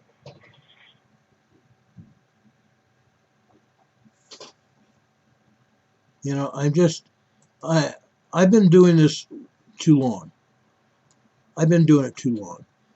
I see this happen, and I get to the point of, sometimes I get to the point of going, why? And then I ask myself, because we're trying to save people's lives. That's why. And it's not funny anymore. It's not. Somebody thought that it was funny. I don't think if anything is being funny anymore. And I said it's not funny anymore. And yes, we went back and forth. Consider loss of life funny. It's not funny. No. There's nothing funny about this. No. Like I said, to the extreme to consider any of the Cascadia funny. Yeah. Earlier in the broadcast, I had a hard time talking about the tall volcano and what it has done. It's killed 22 people and injured thousands of others, and tens of thousands, up to 1 million people being evacuated. That's not funny. That's horrible. It's hard for me to talk about it. When the Cascadia goes, it's going to be 10 to 15 times that. 10 to 15 times that for volcanic activity, maybe more than that. I don't know, but it's a reasonable range at 10 kilometers of stratospheric material per volcano from 10 15 volcanoes. We've got the big 12 through the Cascades that are all extremely active, plus we've got Salton Sea, Sutter Buttes, and yes, Sutter Buttes is a volcano. It's not very big in height, but it's a volcano. We've got Shasta, Mammoth, Lassen, then the Big 12 and the Cascades through to Baker, and probably for every one of the Big 12, there's 10 large cones and smaller mountains like Mount Bachelor and a whole bunch of others, Mount Mitchell and just an incredible number of smaller volcanoes. Big 12 are known, but there's all kinds of lesser known ones in between, in the order of 8 to 10 times as many small ones. Then consider that Alaska is involved, and it has more volcanoes than the Cascades does, because part of North America moving includes southward movement, south being part of southwest, and abduction volcanoes, and they're more densely packed through Alaska. So include some of the Alaska volcanoes. 15 is actually pretty conservative, and we haven't included Long Valley Caldera in that, and we haven't included Yellowstone, and we haven't included the volcanoes in the Bitterroot Range. Right. We haven't included Santa Clara, which was full of hot spots. There's a lot of places full of hot spots right now. Incredible potential for massive volcanic, widespread massive volcanic activity in this event. Yeah, there is. Laura's asking us if Tall Volcano could enhance or trigger Cascadia. I don't think so. I honestly don't think so. Now, with that said, Tall Volcano is in an area in the South Pacific, in the Southern Pacific Ocean, in the Philippines, that is in a subduction area. We're talking about the same plate tectonics as Cascadia. It's in a subduction area. Could Tall Volcano trigger Cascadia? I don't think so.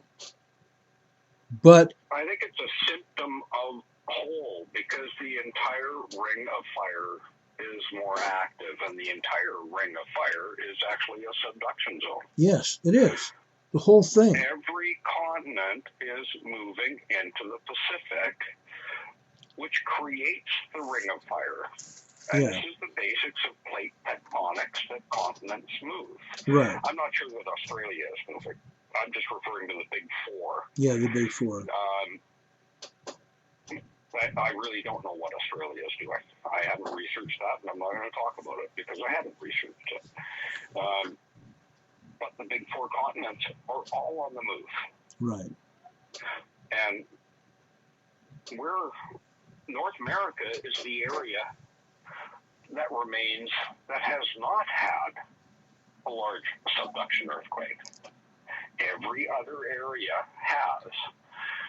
And get the subduction earthquake that involves the longest area of anywhere in the world, and it builds for longer than anywhere else in the world. Yeah. You might get 200-mile, 300-mile subduction zones going in other parts of the world. We get 700 if you include the Explorer plate, 900.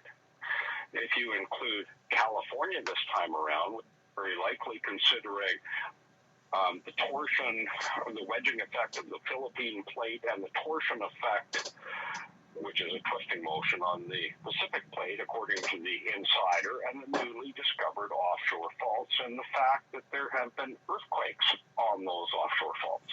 Yeah. Now, you know, if the offshore faults are getting hit, it's because they're active. It's because they're moving. Right. And when they're moving when the Cascadia is moving. When the Cascadia goes, the built-up pressure is going to have North America moving east somewhere between 30 and 40 miles, or west rather, somewhere between 30 and 40 miles.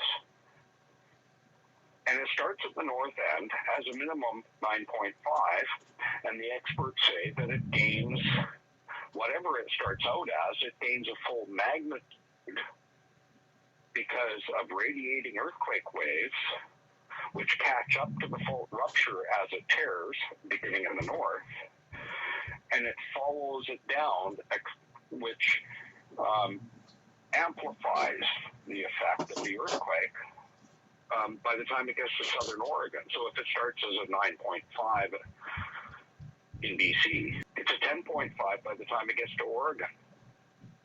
It's the Mendocino Ridge, which connects to the San Andreas Fault, which not only runs down California, it runs offshore. It goes right down through the Gulf of California. America is trying to move south and west. Yeah. So how can the middle part of North America move 30 to 40 feet and California just stay in one place? That's not going to happen. I would like somebody to explain that to me. Yeah. It's just not going to happen.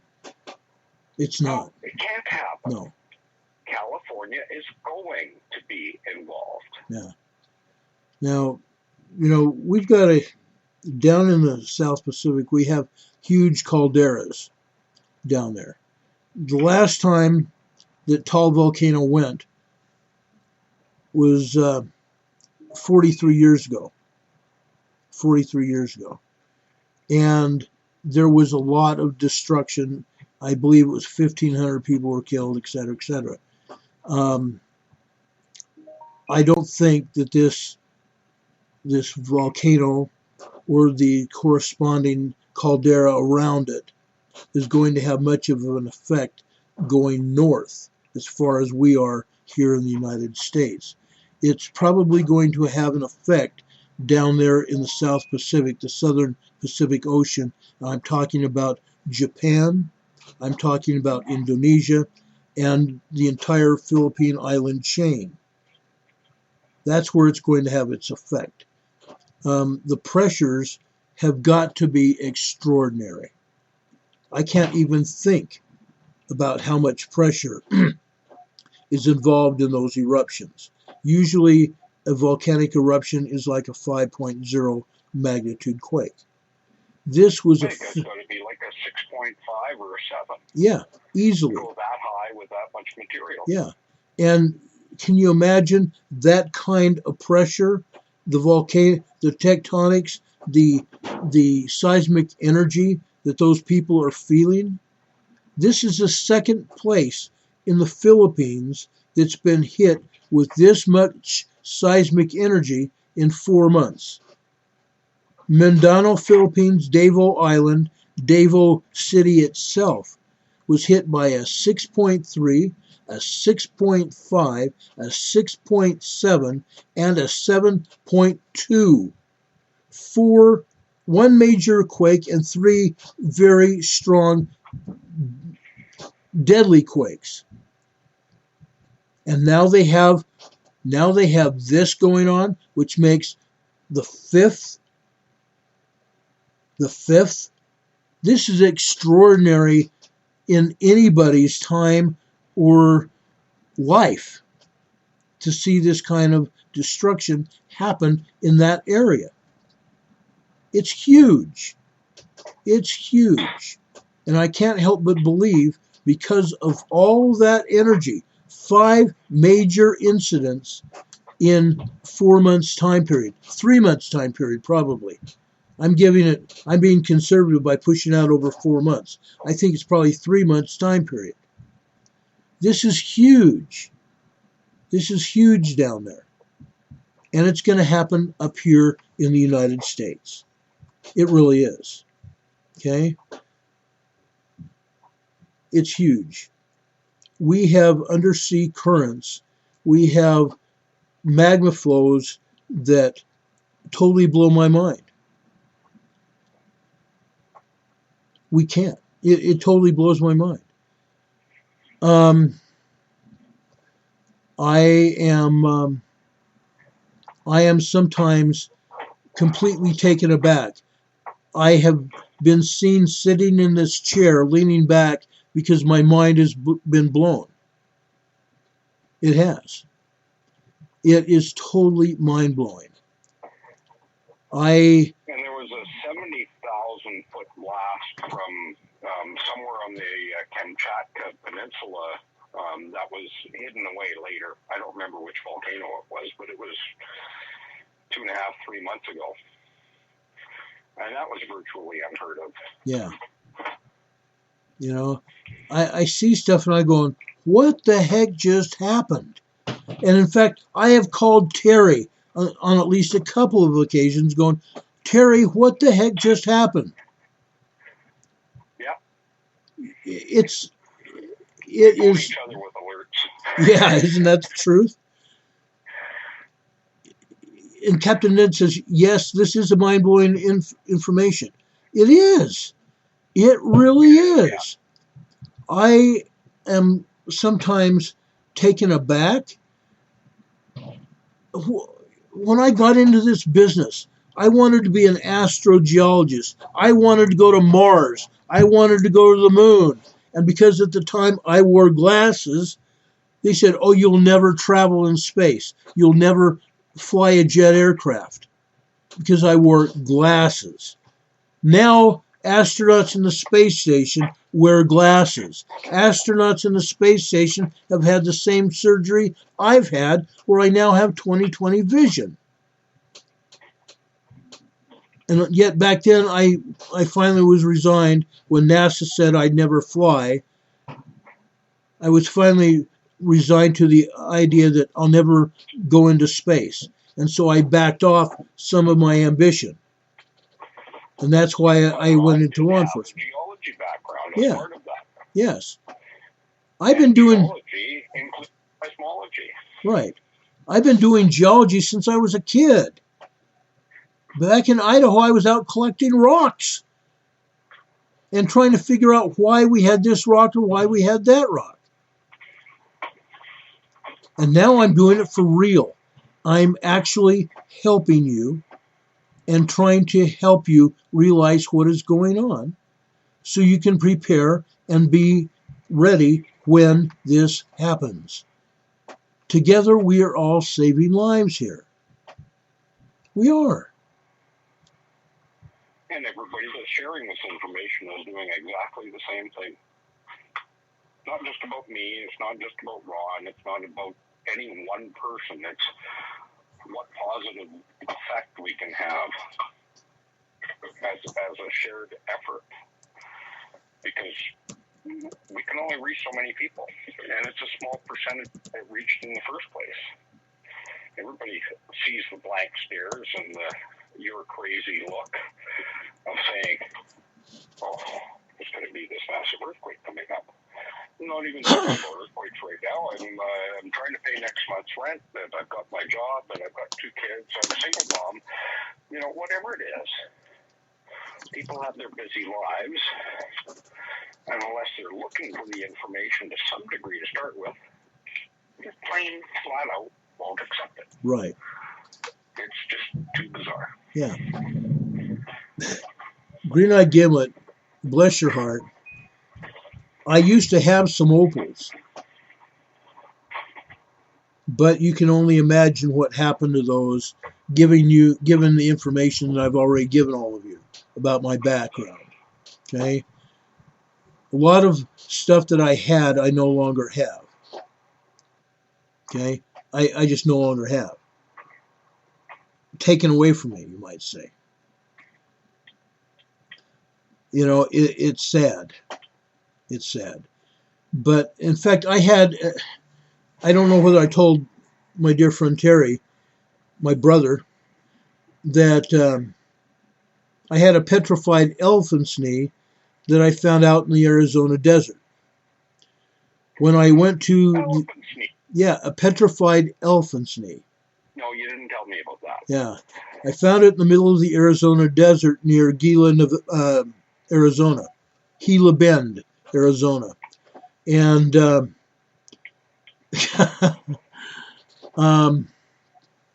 it was hilarious because I decided I was going to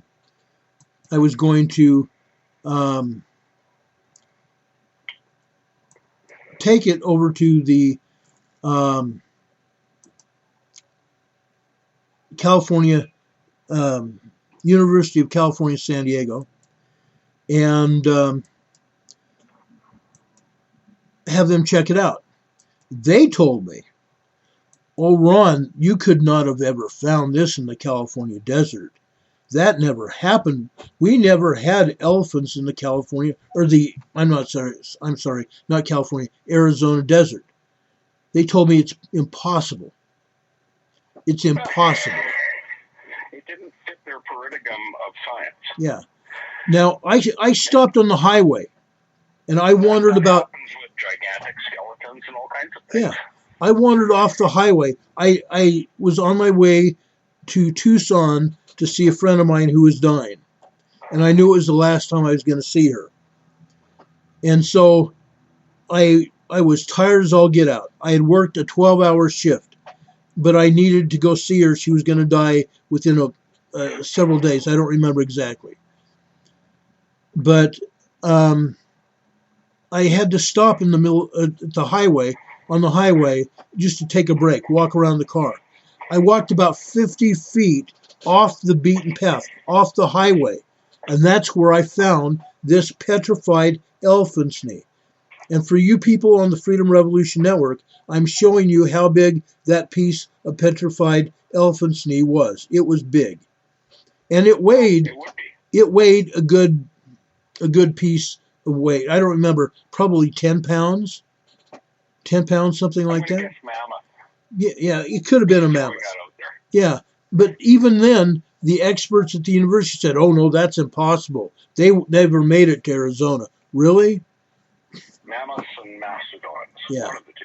I picked it up out of the Mastodons are sand. further south. I picked it up out of the sand. Not on top, out of the sand. Okay? And I kept it. And it's gone now too. Sand is good at burying things. Yeah. But it's wild. It's There's wild. a fault that runs through the Salt Lake Desert next to the Salt Lake Sea. Yeah. And I picked it up through hotspots across the Salt Lake Desert. I would never have expected a fault to be there. But why would you have magma rise in multiple days of exposures through, at the time, volcano discovery? But they were using site that was a feed from NASA, and apparently they've removed that. They put fluffy little clouds in instead of hotspots now. Yeah. Yeah. It's quite interesting. Yeah, it is. I can actually go to Volcano Discovery and find all the hotspots. They look like fluffy little clouds on clear days. Isn't that the truth? Yeah. They're all over the place. Yeah. All these fluffy little clouds. They're not red spots anymore. They let a few, like 10 or 12, leak through per day, but the rest of them, they turn into fluffy little clouds. That's quite comical. It is. It really is. Those fluffy little clouds never used to exist. Yeah. I know, because I was watching the images. Yeah, I was too. I was blown away. I went in. Clouds all over the place. Yeah. I enlarged. I took a picture of that hot spot and the corresponding steam cloud and enlarged it. There's no way it was anything less than a steam cloud.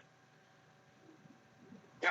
People said that, oh, that was just maybe a cloud rolling by in the desert from back in San Diego. It came from San Diego and it was blowing through the desert. No. You knew exactly where that steam cloud came from. And it wasn't from San Diego. It wasn't. No. If you're on the imagery and you're doing it regularly, you know what's what. Right. Because you know what's normal. Because you see normal all the time. Yeah. It's amazing. You look for something unusual. Yeah. And certainly you can get cloud condensation from high peaks. Right. But how does that account for a desert floor emission of steam? Right. It doesn't. No, it doesn't. And oddly enough, I saw about a 200-mile long flare of flame as a hot spot on in the Nevada desert. Watching GOES 17 satellite imagery. Right. It didn't last very long. It was just a flare off of some flammable gas ignited by who knows what. Yeah. MGTOW. There it was. Yeah. There was nothing there to burn because it was dead desert. There was just no plant life in that area. Right. MGTOW is asking, is there a fault line up near Yucca Mountain? I have to tell you, yes, I believe there is. I was looking at it. It was one day last week. I don't remember what day. One day last week, and I could swear there was a fault line there. I will go and check it again. But I thought I saw a fault line there. I will check. Did you know that I discovered a little bit of information that there's a dozen faults under Hanford nuclear site? Yeah. That's interesting. Yeah. What a great place to have a nuclear city with 12 faults. And folks, I've been looking at this. I've been looking at that Hanford site. I've been looking at it a lot. And quite honestly, that is unreal that they would even build a nuclear waste site at Hanford, knowing that there's faults there. that blows my little mind. Yeah, It blows it's my just mind. littered with faults. It is. Intersecting, cross-cutting, transverse, regular, blah, blah, blah, blah. Yeah. Yeah, it's just a mess. It's much like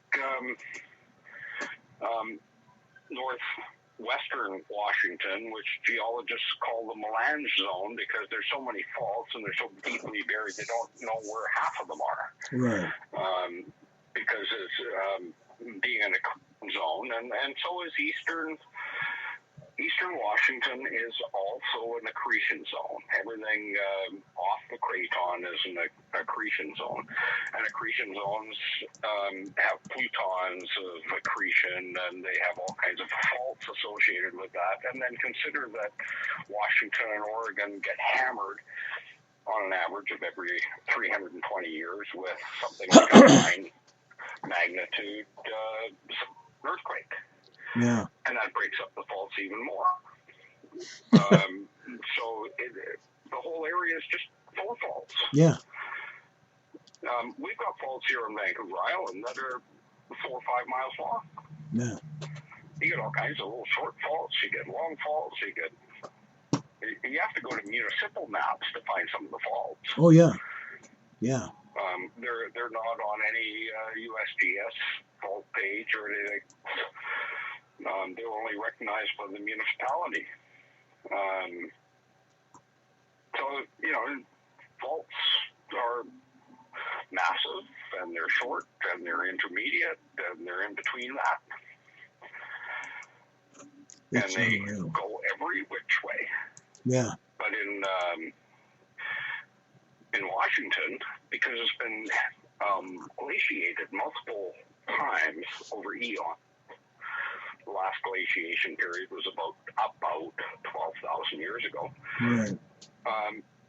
You get the glacier, the till, all the material in the glacier that's been swept down as it's moved, because glaciers are not stationary. They grind up the ground and they carry it down, and when they melt back, they drop all that material. And between that and erosion and lahars, many of the faults in northeastern Washington are buried by over 3,000 feet of material.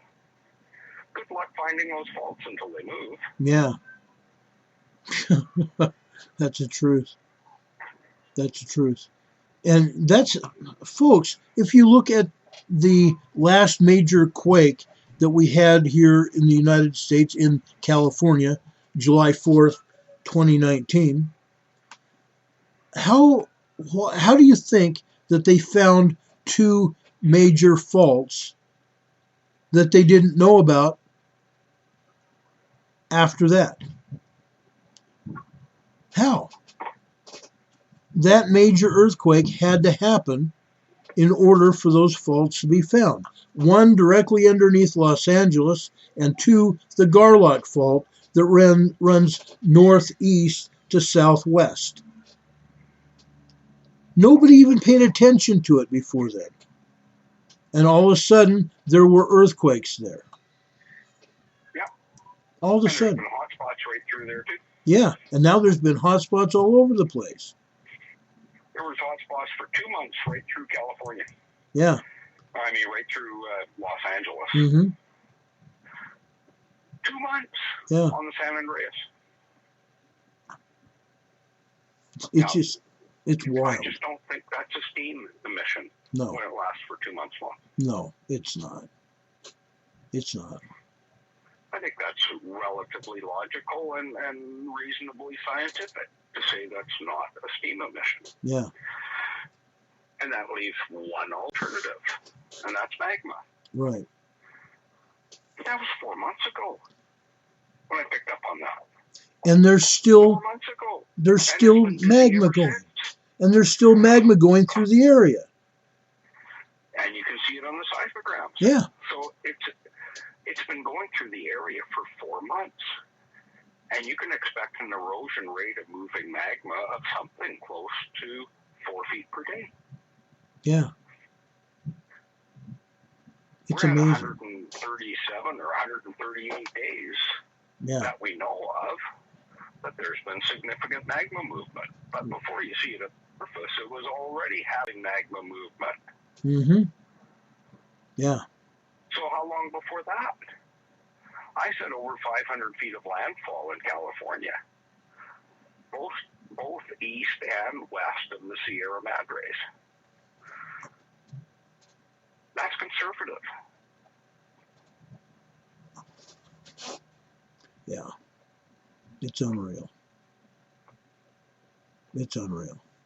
It is unreal. Like the whole combination of everything is just so much more than what the scientists have ever expressed.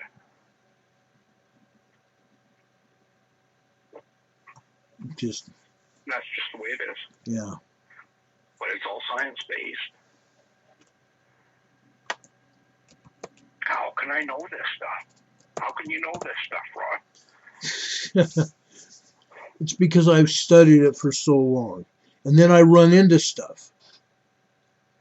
Keep studying new information. Yeah. Instead of sticking with the old information, you're studying the new and developing information all the time. Right. And that's how you come up with the understanding of the whole by putting more parts together. Every state agency is responsible for their state, but virtually nobody looks at the whole country. And I don't just look at the whole country. I look at Canada and not the whole of the U.S. I look at all of Western U.S. plus earthquakes around the world and how they influence North America. So if you're looking at, if you've self-taught in volcanology and plate tectonics and seismology and thermodynamic studies and methane accretion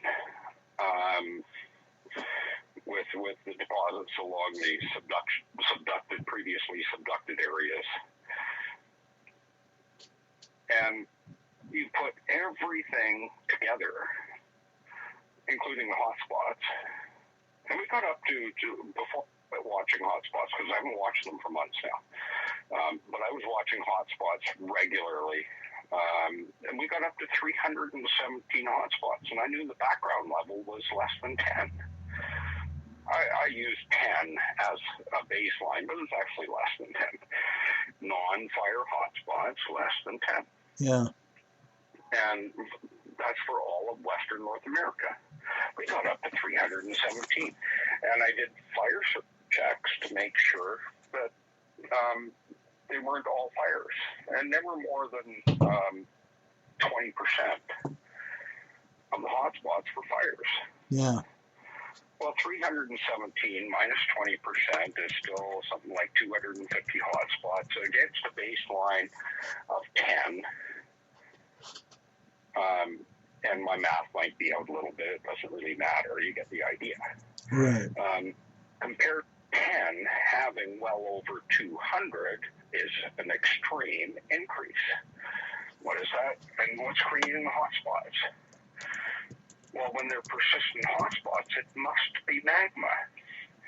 Well, if there's magma coming up to the surface to where it causes crustal heating enough that it actually incites fires, because I watched hotspots start fires. I saw hotspots that in clusters that didn't have fires, and right beside them a cluster that did have a fire. You could see the smoke. Right. And then later on in the day, on the same imagery source, there was smoke from both of them. Right. So it started fires. People ask me, how hot are hotspots? They're hot enough to start fires. That's all I can tell you. Yeah. I don't know what the temperature range of a hotspot is. If it starts fire, then it's hot enough to start a fire. Someone was talking about, we were talking about the GOES satellite and picking up hotspots and stuff. I just got notified tonight, right before we went on the air. I'm trying to find it right now. But we just got notified before we went on the air that they're shutting down the GOES 15 and the GOES 16 satellites. They're shutting them down. So anybody that has been picking up hotspots on the satellites, it's done. We won't be able to do that anymore. It's over. They're shutting them down. Unfortunate, but it's not the primary source of information anyway, so we'll carry on without that information. Yeah. And we'll still be able to find out if we have magnitude 4 quakes at volcanoes. Yeah. And they pretty much got Hood shut right down, but I can still tell you there's 1s, 2s, and 3s in Mount Hood. Yeah. There is. And it blows your mind. They can't hide the S-wave signals unless they turn the site right off. Right. And that'll have to be their next step, I suppose. But what are they going to do? Turn every site off? Because I know what the average level of activity is at all of the sites, because I watch so many of them. I don't watch every site. There's a whole bunch of crap sites, and there's no point watching them. But I watch enough sites that when the activity level increases, I can say that it's very likely that if the activity level has increased in this area, it's also increased in that area, because it always did that in the past. Right. And I watch too many perimeters. But even if they shut off every one of the volcanoes, I will still catch the information. And when that fails, you know what? I can walk over to where the hill drops off and watch Mount Baker, because it's going to be erupting soon enough. Right. And that's going to be a very solid short-term warning for getting out of the Cascadia area. Yeah. I agree. I just, they continue.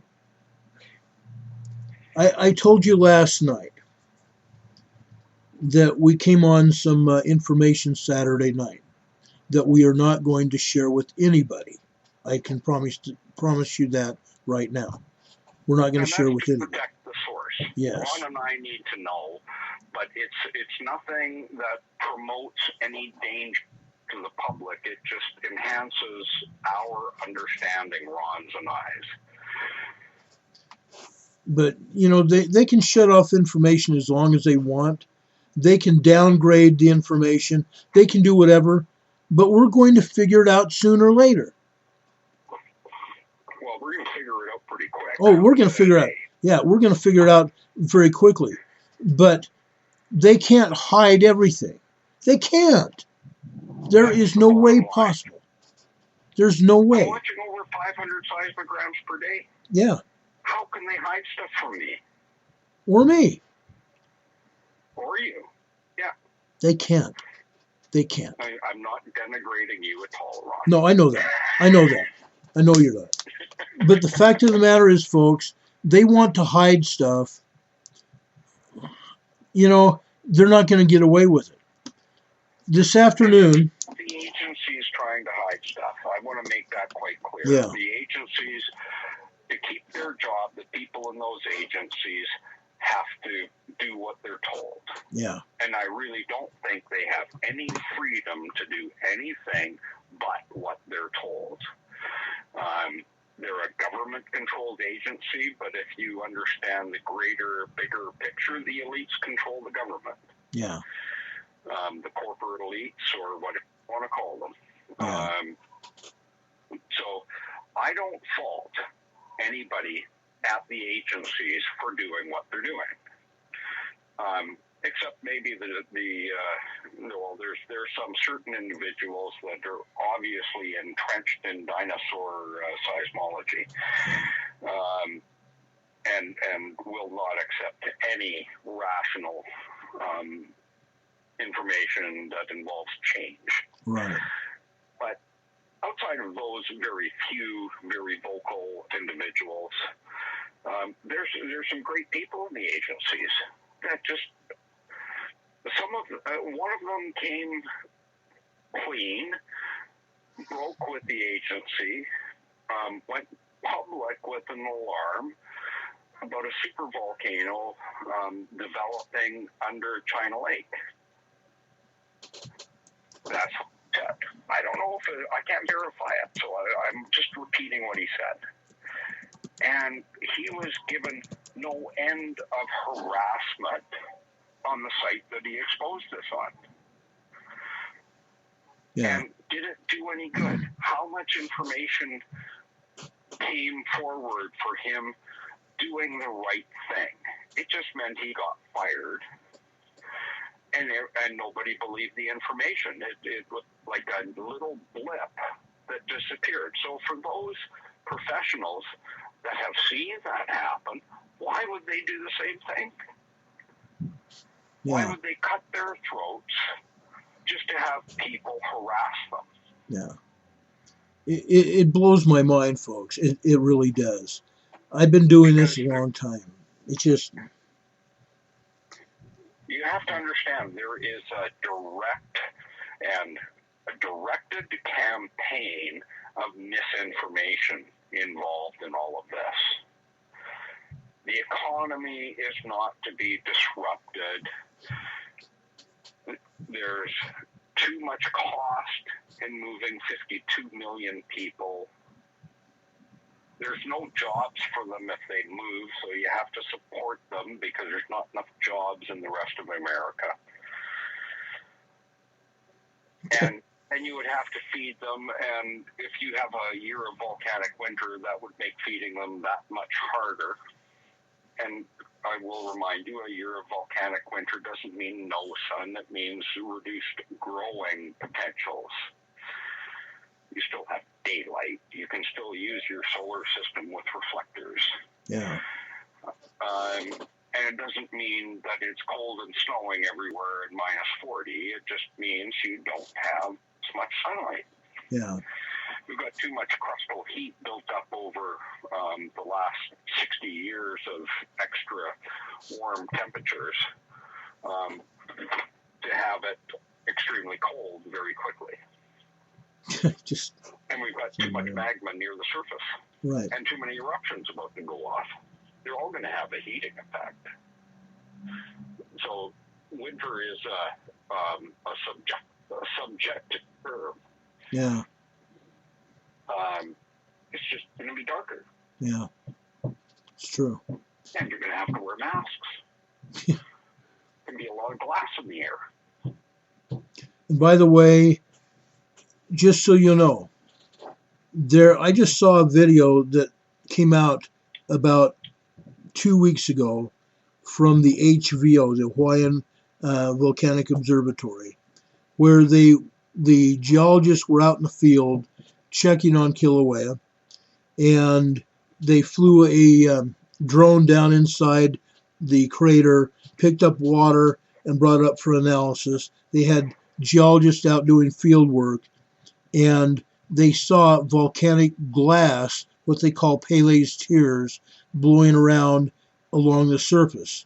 Now, Pele's tears is glass, volcanic glass. Mm-hmm. The way it cooled, the way the volcanic lava cooled, it became strings of glass, and it was blowing around where they had to wear protective masks and goggles to keep from losing their vision and keep from breathing this stuff in and hurting their lungs, causing pneumonia and all sorts of stuff. It was a very interesting and telling video of exactly what happens when a volcano blows. And that's exactly what's going to happen. It doesn't matter what volcano blows or how many volcanoes blow. Whatever happens in Cascadia, that's going to happen. We're going to have Pele's tears and hair. I had somebody tell me that N95 masks aren't enough for volcanic eruptions. You actually need P100s. Yeah, that's what they were saying. 95 will probably get you through, but P100 would probably do the job just fine. That's what we're saying. They're a little more expensive. Yes, they are. They are pretty much more expensive, no doubt.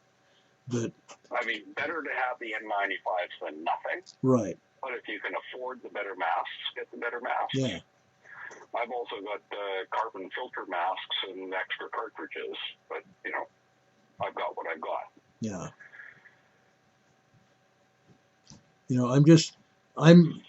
I'm doing what I'm doing to protect my family. I really am. And guys, please, let's not talk about Dutch anymore. Dutch is a good guy. He's been affected by so much crap, it's not funny. I don't know why he did what he's done, but I don't want to talk behind his back, and I don't want us talking about it.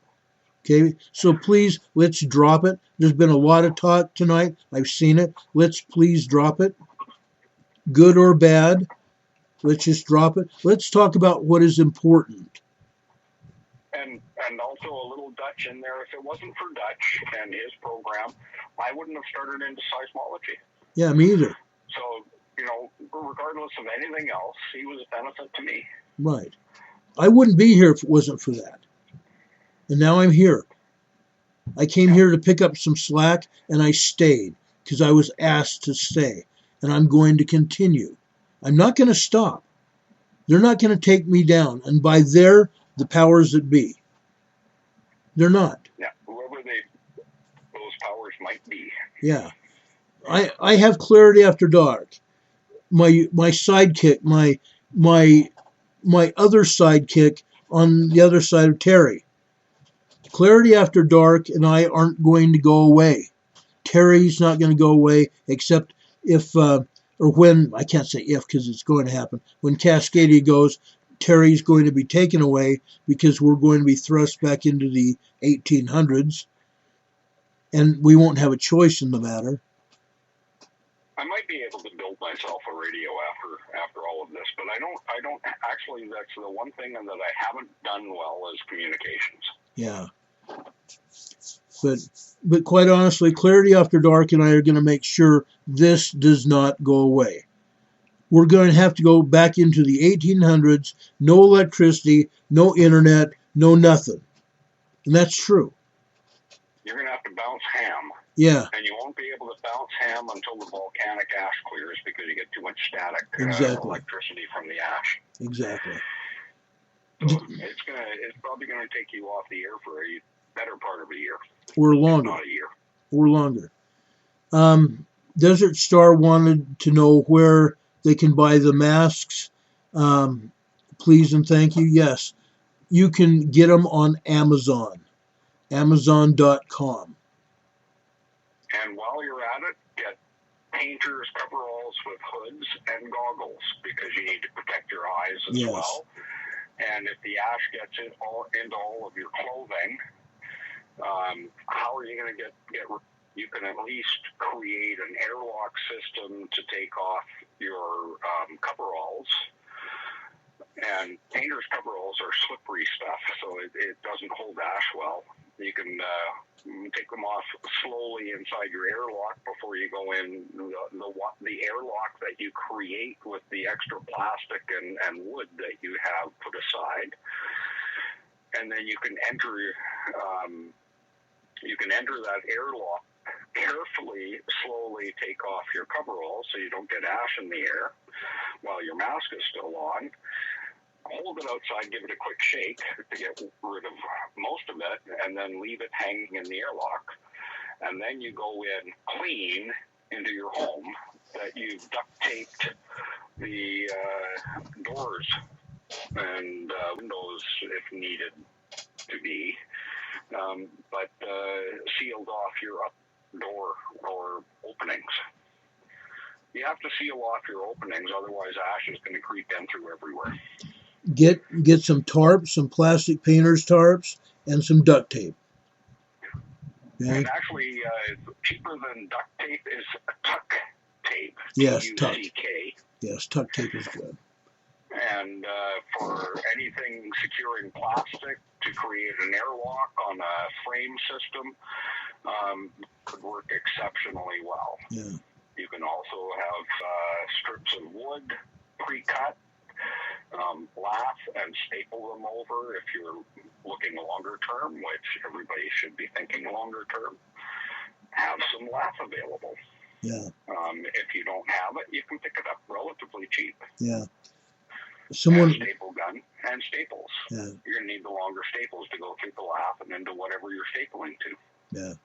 Someone asked how long or how far that we're going to find ash.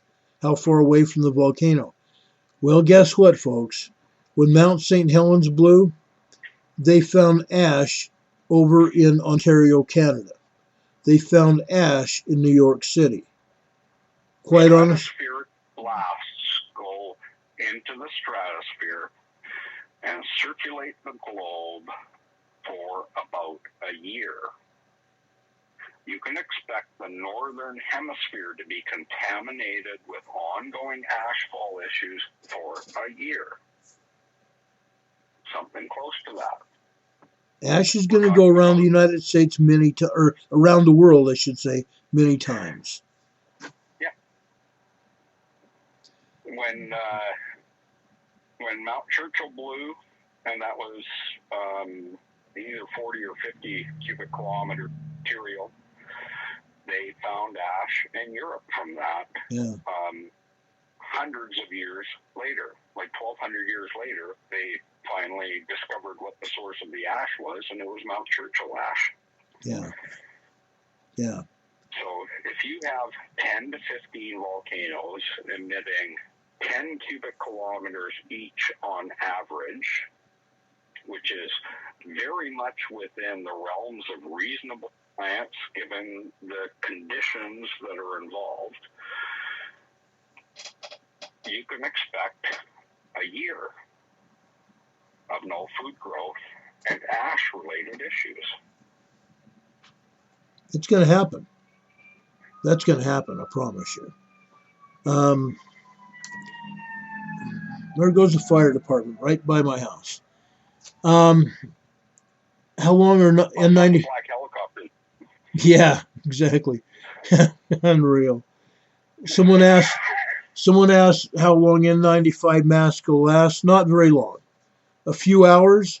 You might get some more life out of them by dusting them off, getting all the ash and garbage out of it, washing them off, and then letting them dry, and you might get some more wear out of them, some more use out of them. You can use them a few times if you rinse them out properly, and you're gonna need a mask rinse bucket. Yeah. It's heavier than water, so it should sink mostly. There's a certain amount of pumice in it that might float. Yeah. You can skim that.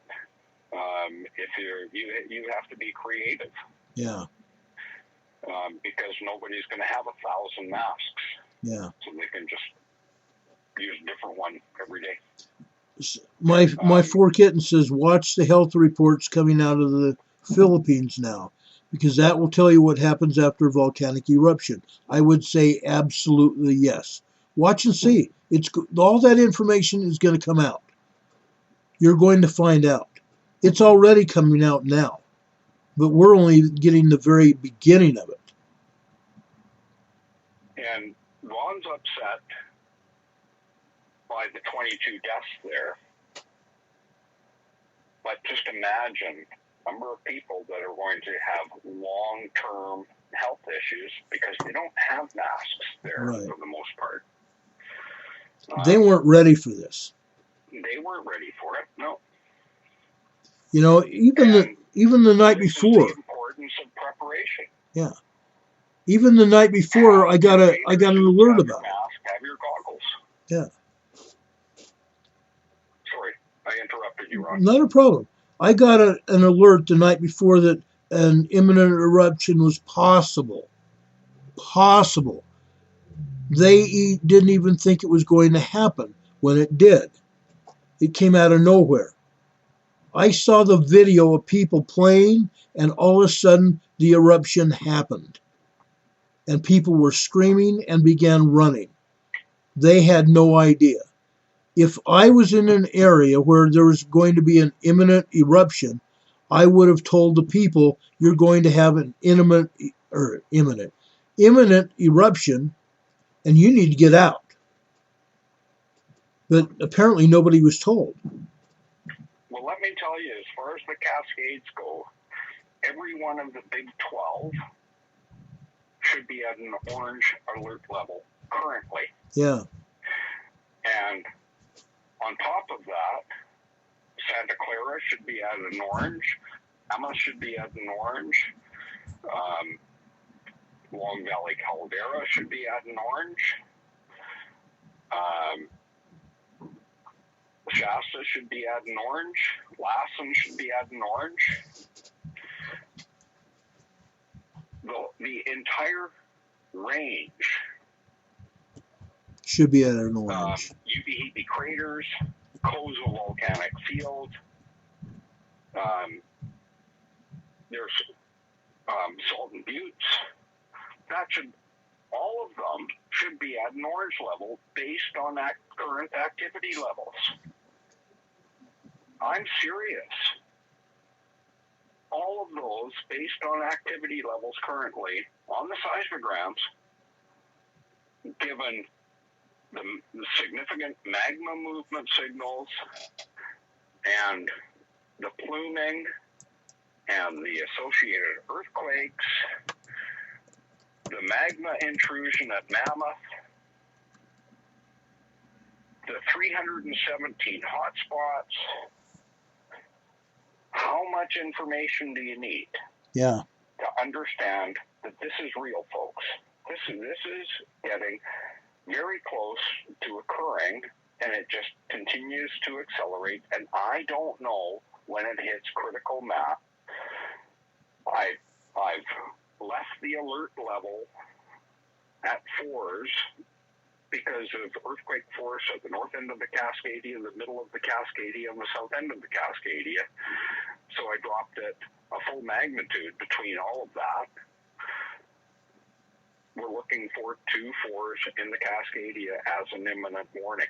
When it's going to happen, I don't know. I really don't know. I don't have a crystal ball. I hoped I was early with my initial forecasts, and I was. And that's giving more people time to prepare, and I'm very thankful for that. I couldn't be late with that forecast. If anything, I had to err on the side of caution and be early. But it's like a freight train with brakes that are failing in series, and it's getting worse and worse. And we don't know when the momentum and the curve are going to result in a crash. That's truth. We just don't know where the critical mass is because there's no historical precedent to explain it to us. Yeah. But it's going to happen. It just continues to accelerate. Yeah. Finest Planet is asking about Santa Clara Valley, Bay Area. Honestly, guys, you guys need to be on alert. And there was a news station over in the Bay Area that has done several earthquake videos, which I highly commend them for. Highly commend them for. They've done as many earthquake videos as the news station up in Seattle has done. You guys need to know what's going on. You guys, when Cascadia hits, it's going to, and we said this over and over again, when it hits, it's going to trigger the San Andreas Fault, the Mendocino Ridge. If you remember, the Cascadia goes down all the way down to Northern California, the Gorda Escarpment. You remember that? I showed you pictures of it. Over the past months, I've showed you pictures of the Gorda Escarpment. And just on the other side of that is where the San Andreas starts. Right. That's why and it gains a full magnitude on the way there. And it's all of North America moving. How can it not trigger the San Andreas? Yeah. You guys need to be ready. We're talking about North America moving on the west side because of stored pressure somewhere between 30 and 40 feet. So how can California not go, because we're 77 years overdue now. we're so close to January 26th of 1977 that I'm going to call it 77 years. So it's 77 years overdue as compared to what Chris Goldfinger established through turbotite sampling of regularity of Cascadia earthquakes over 10,000 years. And he's established that first of all, he can't hit an absolute timeline because he doesn't have dendrochronology to associate California earthquakes with the Cascadia. He knows that they happen in a close time period to the Cascadia, but he can't nail it down because you need essentially tree ring growths to nail it down, and he doesn't have those. But he knows there's a close association, and that's what he stated, between California earthquakes and the Cascadia. He can't absolutely, but plate tectonics says all of North America moving, and it moves southwest, and Alaska sticks out and hangs up on the Pacific plate and causes a swing action where the southern part of North America moves faster. And that is proven by the accelerated activity that first occurred in Central America, then worked its way into Mexico, worked its way into California and Nevada, somewhat in Arizona, and then worked its way into Oregon and Washington and then southern BC. There was a progression of force, and it proves the swing, or a progression of activity, I should say. And it proves that that is exactly what's occurring. There's a swing of North America moving more at the south than at the north. Yeah. Now, if Oregon is going to move 30 to 40 feet, and it's going to have a magnitude higher, and we're 76 or 77 years overdue. That means that the Gorda Escarpment Mendocino Ridge area is going to get hit with a 10.5 because it gains a magnitude due to radiating quake waves catching up with the rupture. And that increases the force of the earthquake as it progresses. And then that's going to hit the Mendocino Ridge and the San Andreas Fault complex. It's not one fault, it's a complex of faults. And a bunch of those faults run offshore of California. And they're going to rupture too. Those faults are going to be triggered, in my opinion, by this massive force impact that is going to shake things so drastically. And remember, it's all of North America moving, and the bottom end moves more.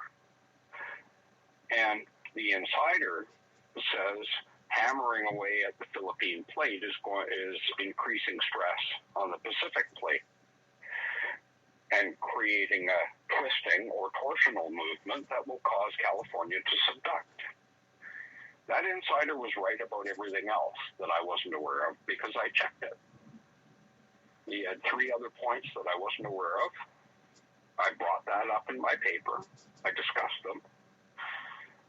And I was able to back up what he had to say on 3 of the 4 points. He's a credible insider. Yeah. Whether he works for the agency that he worked for anymore, I doubt very much. But he still has some internal sources somehow. And that's the way it is when you're an upper level insider. He was exceptionally credible. And he feeds Steve Quayle information. So through Steve Quayle, he fed me information. He was correct. Yeah.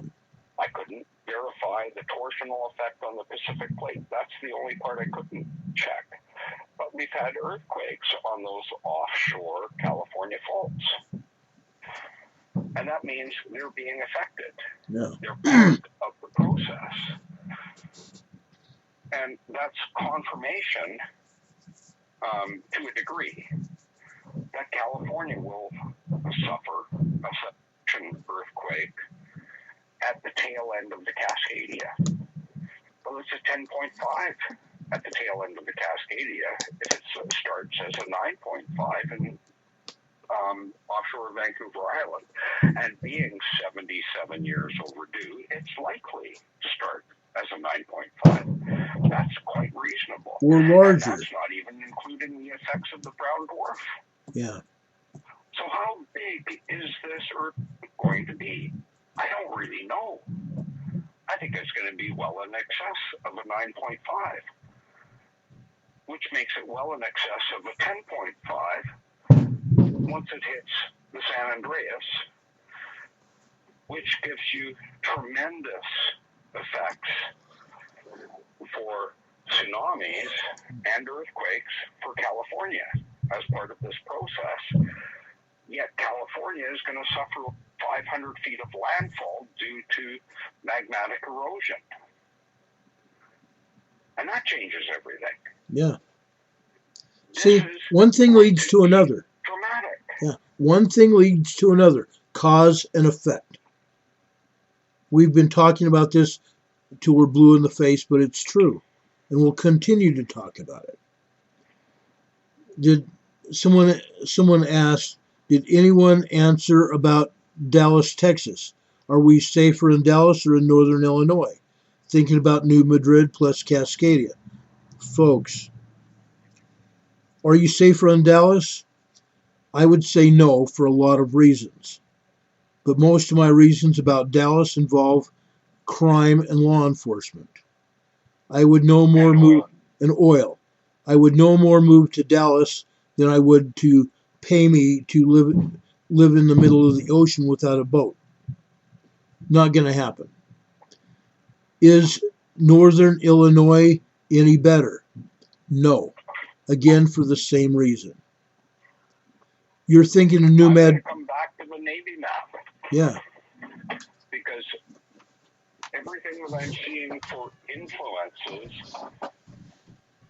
of the Cascadia with the brown dwarf associated brings me back to rupturing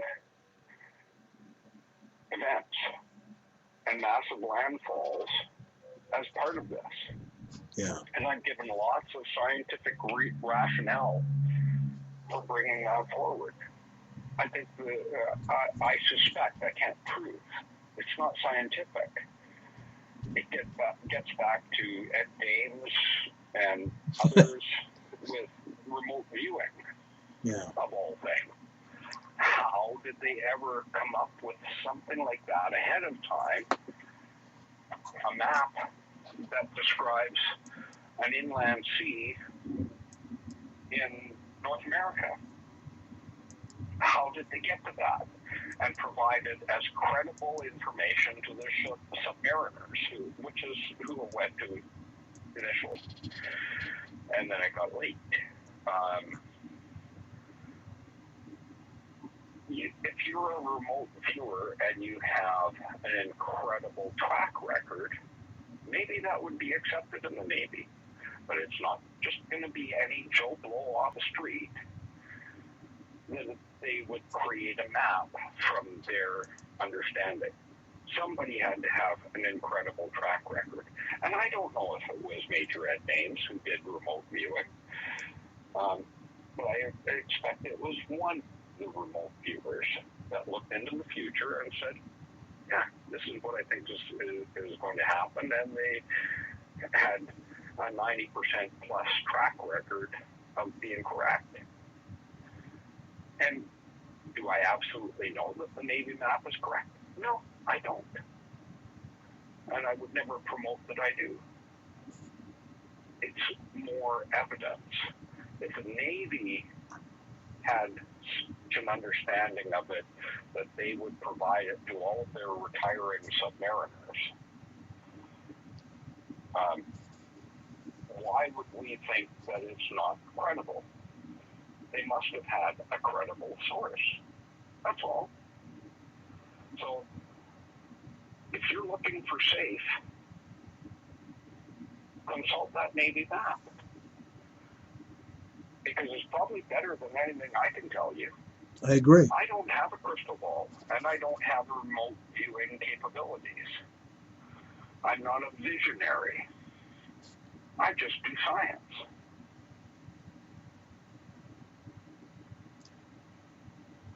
You know, it's unreal. It really is. We're not visionaries. We're not psychics. We can't say that. Because of my background, I can give you information on some places that I would rather not be at. I can give you places that I'm thinking of going to. Yes. Sarita Cross asks, we live in Sacramento, California. The Folsom and Nimbus dams nearby. What is the possibility of outcome for our area? Sarita, I would not be in that area. Honestly. No, the movement through there has been very significant on top of the dam risks. Yes. Because most river courses follow faults. Because the faults create the low points for the rivers, and then they put the dams across the rivers. And when you have such an extreme event as the Cascadia, it triggers the transverse faults, which are very likely to rupture the dams. Been there, done that, guys. You know, I'd be careful. Significant magma movement in every area of California. I don't consider any area of California safe as a result. And I can't express that strongly enough. So I'm just going to leave it at that. I don't consider anywhere in California safe. And that's sad. That's sad. I left California a lot of years ago for a lot of reasons. And one of them was this. I could see stuff happening. I could see it building. And it did. During the time that I was there, I probably saw 5 earthquakes. 5 earthquakes. 5.0 or larger. Not fun. Not fun at all. But there were other reasons too. With true seismogram research, and California is extremely well covered by seismograms, better than any other state in the U.S. that I'm aware of. Certainly better than Washington or Oregon, and the rest I don't have access to. But I have access to California, Washington, and Oregon, which are all better than BC, by the way. But the California seismograms are the greatest number, and they show very significant movement of magma through the majority of this. And you really have to work. You have to get into the Sierra Madres themselves to get away from magma movement. And in some parts of the Sierra Madres, it's there as well. It's all available on the seismograms through the Pasadena.gov. something or other. Anyway, that provides me with 320 seismograms of California, and then I use another 30 or so from the Berkeley Institute. So I watch somewhere in the neighborhood of 350 seismograms for California. And that tells me virtually nothing in California is safe. Because there's so much magma movement. I was wrong on one site. I didn't do I managed to find a latitude, longitude coordinate site for all of the California seismograms. And I didn't check the State Street site. I thought I had it correct. I thought I had it nailed down. That actually ended up being in LA. It's an LA State Street. I thought it was in San Francisco or San Diego at the North Bay. There's also That one in was San incorrect. Bernardino. Yeah. But, so I made an error there. I'll admit to my mistakes when I make them. But I have tracked, since then, any site that I've seen activity on, I've gone over to the latitude, longitude coordinates and made sure I knew exactly where those sites were. And there are 6 magma inflow channels in California. There are 6 magma inflow channels in California that are filling up the west side of California. Everything west of the Sierra Madres is full of magma. It's got a magma overload and an erosional aspect that has been going on for over 4 months, considering that that's where I first saw the hot spots appear, was in California. They worked their way up from Central America through Mexico and into California next, and then they worked into Washington and Oregon. Washington and Oregon only have one magma channel by comparison, and that's under the Columbia River. That's it. So Washington and Oregon are on the west side of the Cascade Range volcanoes are not going to be as significantly affected because they only have one magma inflow channel. But California has 6 coming in from offshore as identified on seismograms. Magma flow infill, I suspect from Yellowstone, all the way south to the Garlock.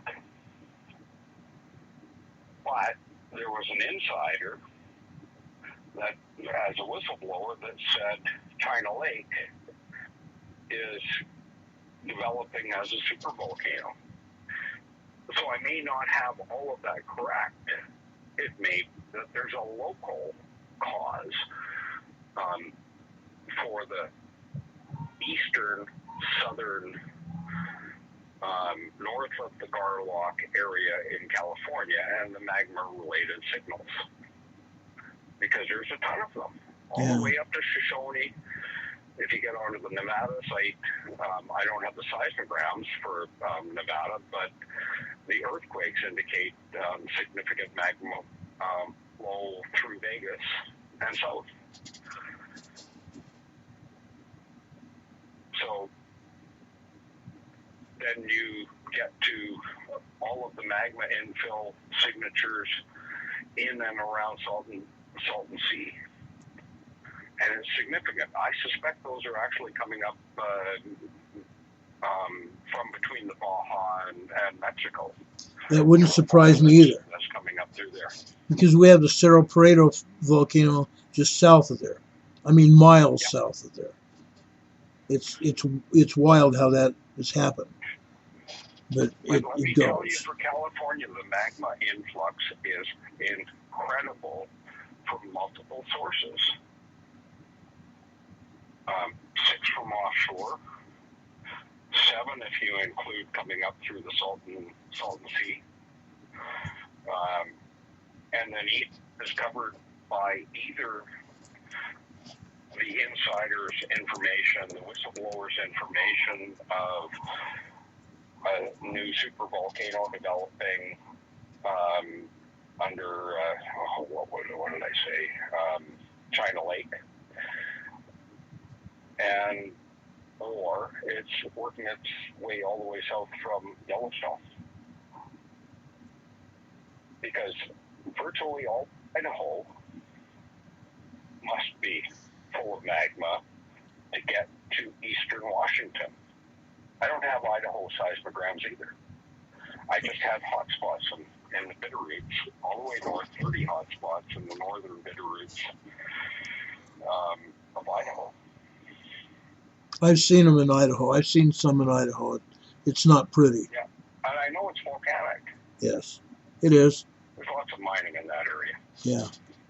Mining comes from volcanic sources. So Idaho's not great. Eastern Washington's not great. Eastern Oregon's not great. It's all full of magma. Yeah. What happens when that magma leaves? What happens to those areas when the eruptions occur and it's mainly an offshore wind that carries it inland? Yeah, the jet has an effect, and it'll carry it south as well. Right. But underneath the jet stream, if you're in Idaho, Wyoming, Arizona even, it's not good. Santa Clara is not that far from, is that actually in Arizona? Kind of on the border, isn't it? I believe so, but Santa Clara is up in California. It's up around Sacramento. What is it called? Oh, it's not that far north, is it? Yeah, it's up there. Oh, okay. I'll stand corrected. It's up there, but I wouldn't be up there. I wouldn't be anywhere around there. I just wouldn't. Between the dams and what I know about the magma and that whole area, I wouldn't want to be there. The Bay Area, yeah. I'm going to get back to, I don't consider anywhere in California safe. No. If you've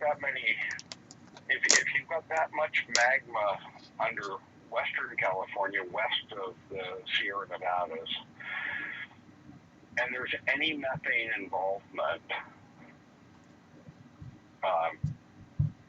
what goes on under heating over 800 degrees, it turns to hydrogen sulfide.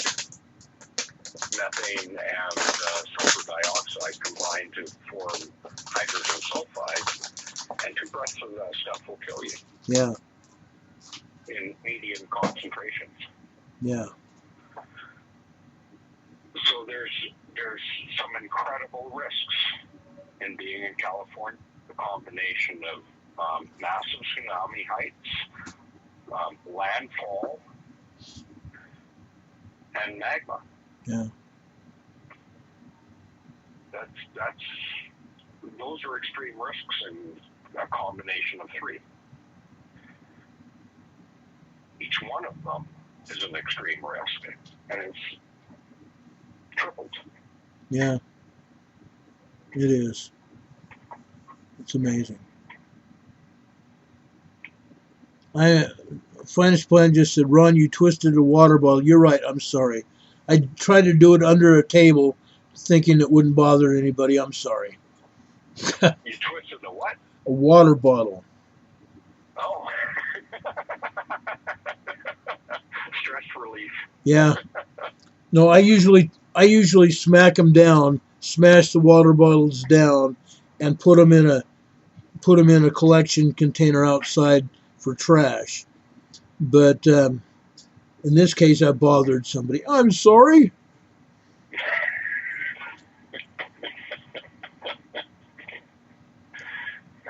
I never thought of you as being so bothersome. I am not, but they require it. The government here is requiring it. Colorado required it.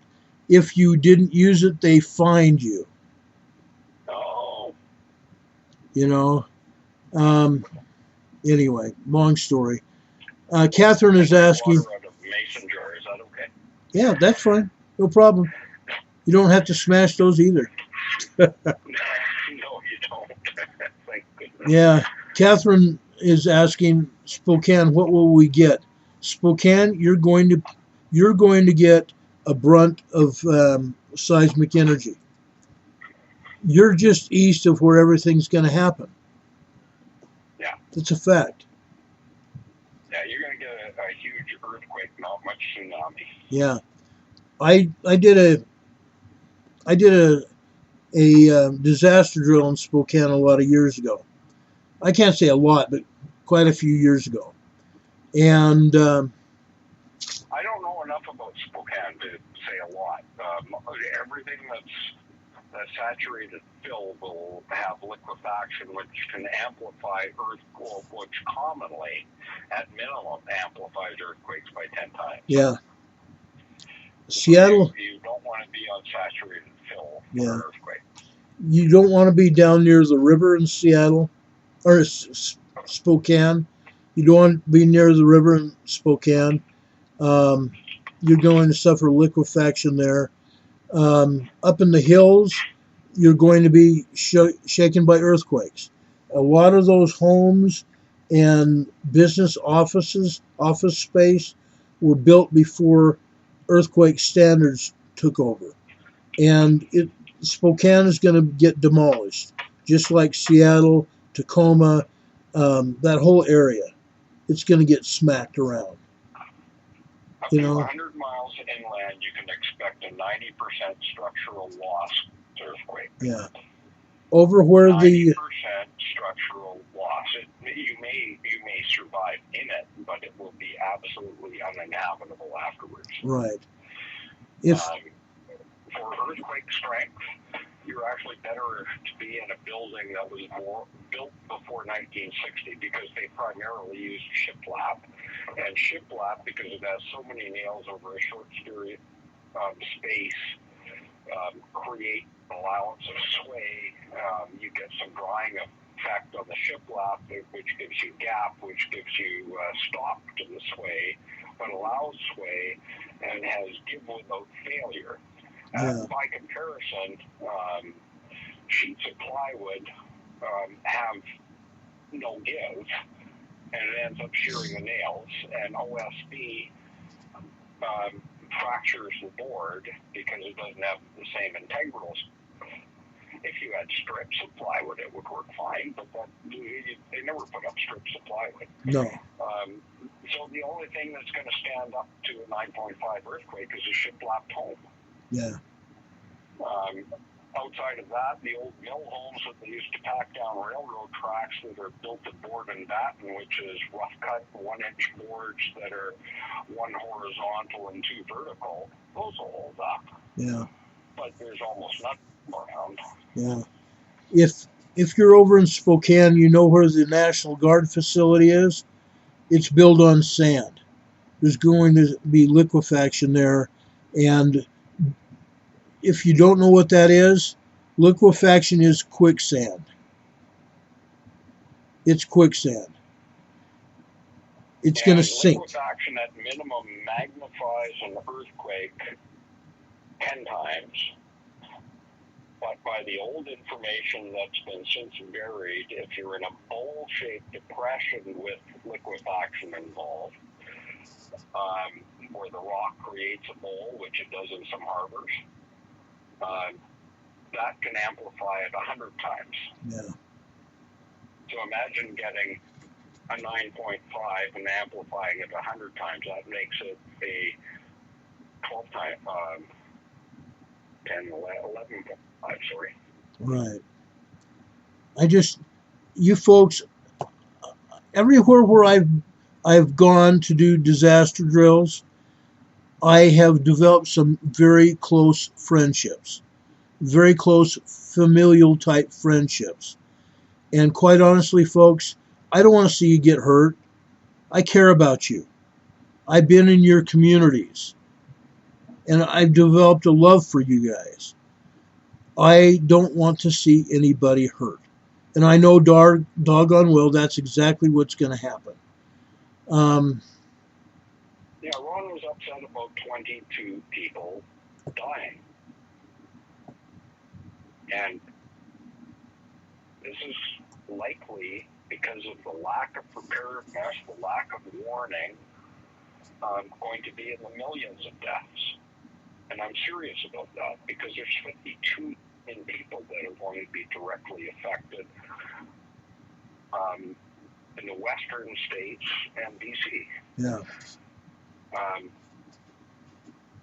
I didn't even include the numbers in BC, so we could take it. There's another 6 or 7 million in Vancouver. So it's closer to 60 million that will be directly affected. Yeah. With a huge earthquake and massive tsunamis,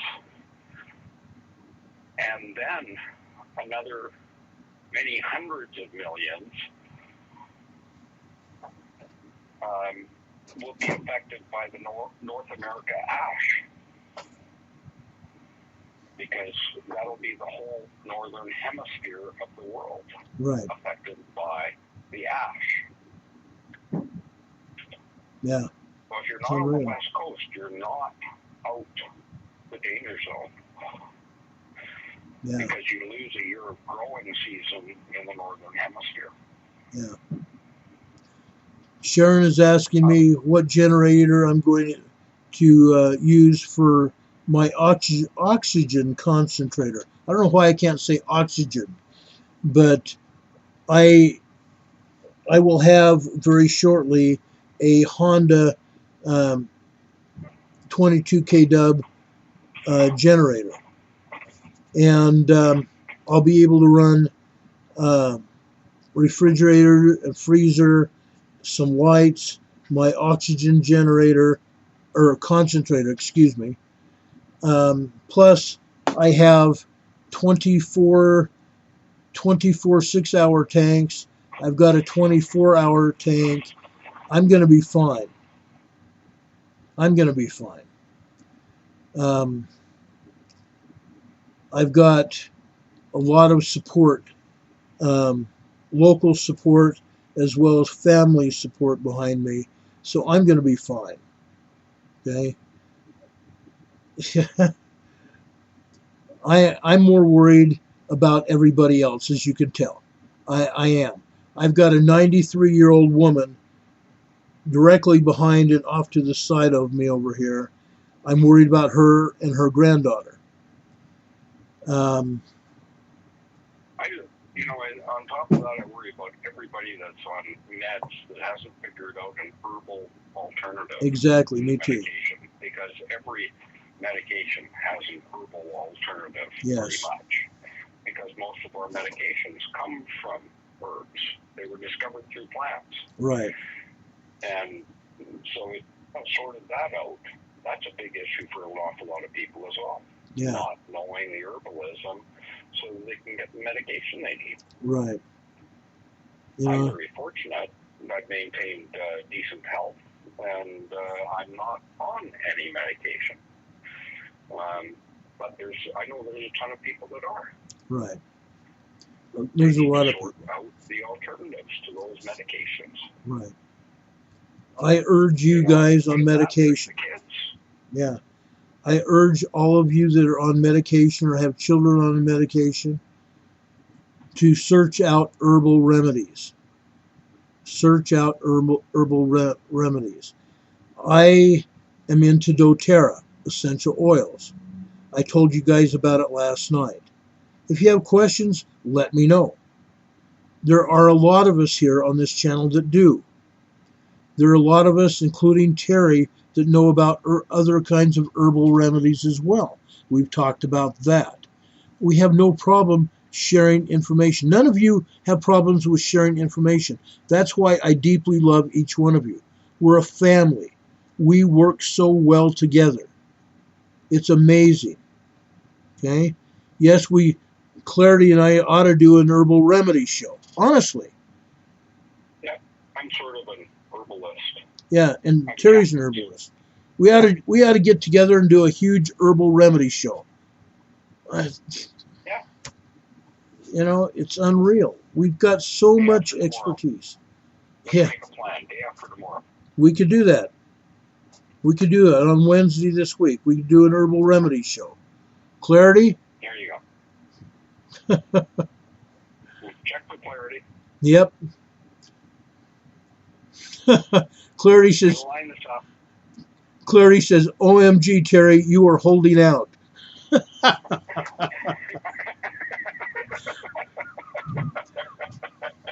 You should have been with us last night, Clarity. Terry was telling all. No, it wasn't last night. It was the night before, Saturday. Saturday night. He was telling all.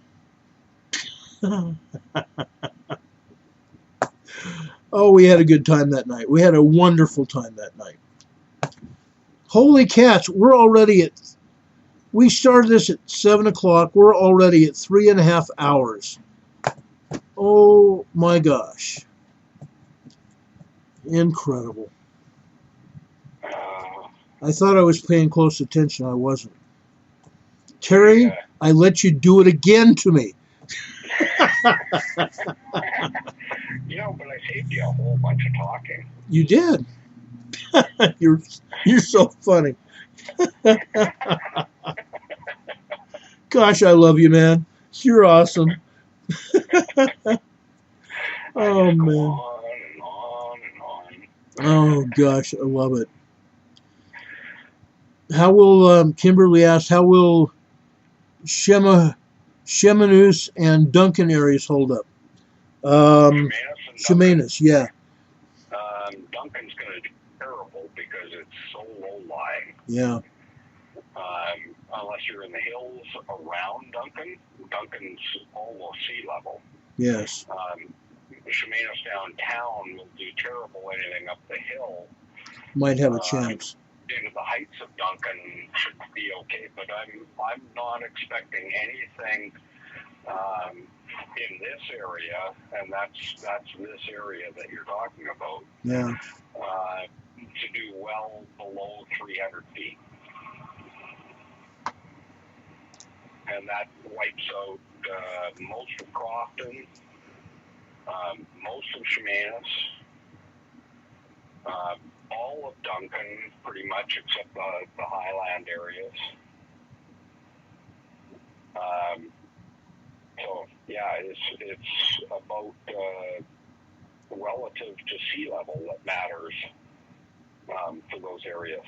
Because with the tsunamis, it's going to be an inundation that just keeps coming. And even though we're not going to get hit with, something close to 500 feet on the west coast, I don't feel safe below 300 feet here. True. And I don't absolutely know what the level of this earthquake is going to be with the brown dwarf involvement, and I don't know, as a result, what the tsunami heights are absolutely going to be. Yeah. I'm saying 450 feet for the west coast, but I don't absolutely know. I wish we could put our finger on and say exactly, but we can't. I'm sorry. No. Originally, we're saying 100, 150 feet. It could be a lot higher than that. It honestly could. And it's likely because of the brown dwarf. Yeah. We can't have 1,000 times increase in earthquake and volcanic activity around the world without a major cause. And the only major cause that we have scientific evidence for is a brown dwarf. Right. With its associated planets. Yeah. It just depends. And this gets back into the Bible and wormwood. And when has the Bible been wrong?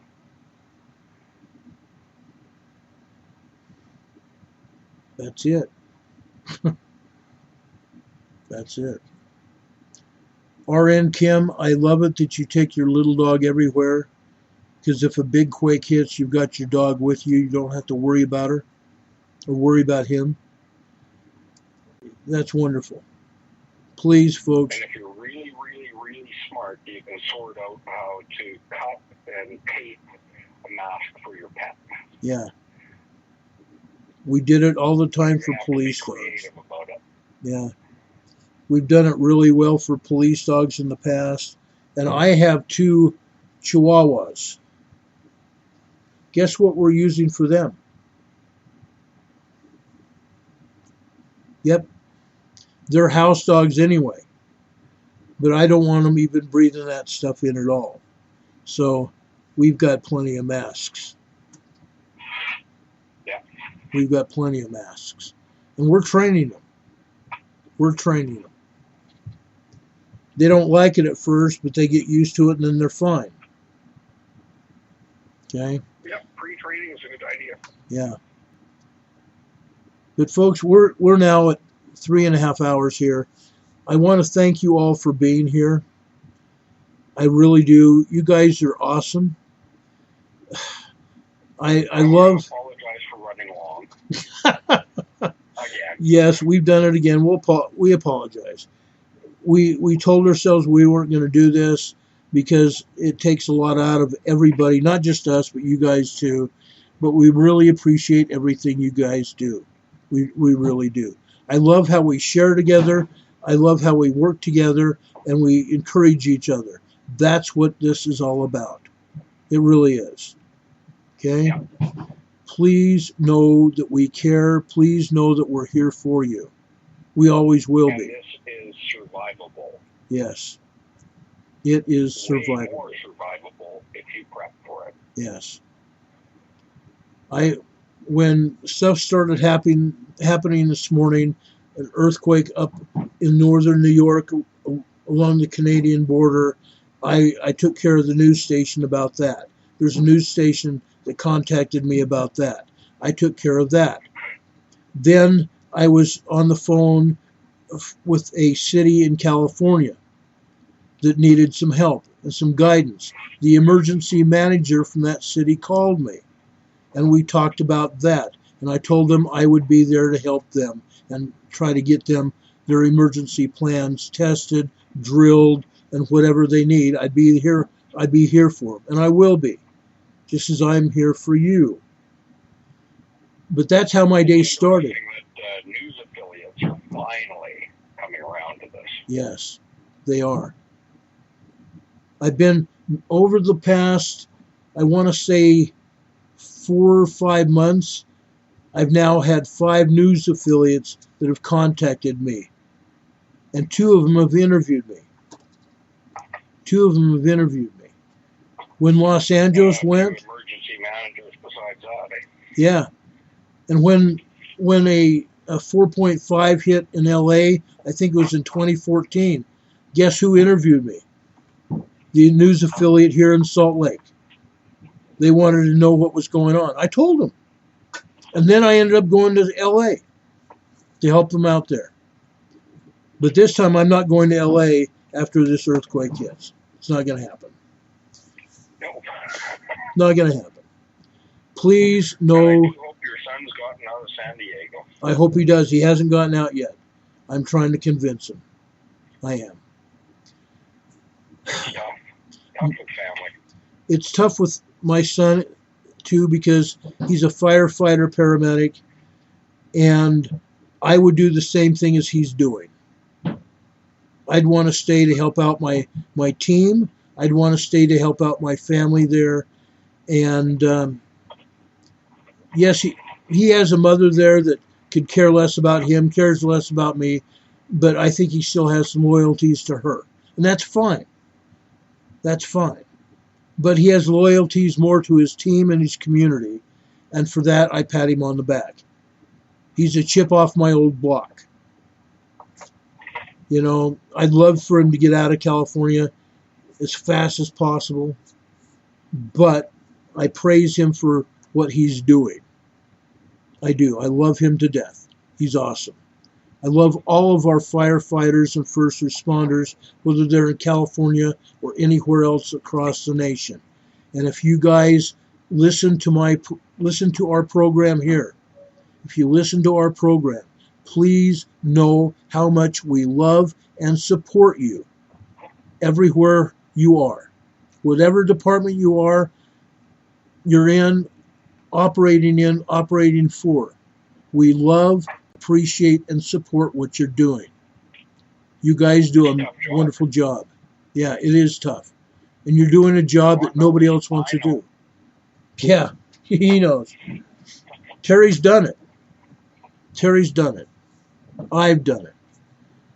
Thank you all. God bless you all. I can't say that enough. God bless you. And do know that we love you, folks. Now, we're going to call it a night. Thank you for being with us again. We appreciate you for that. As Walter Cronkite has said, and that's the way it is. Monday, January 13th, 2020. For Emergency Management Associates, we're out of here. See you later, folks. Thank you. God bless.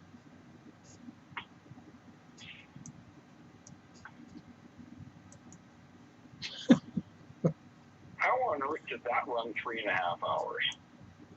I don't know. I wish I didn't even knew. notice that. I wish I knew. I recapped some of the stuff for the new viewers. I don't do that often. That takes a little while. That's part of the time. We covered an awful lot of ground, though. We did.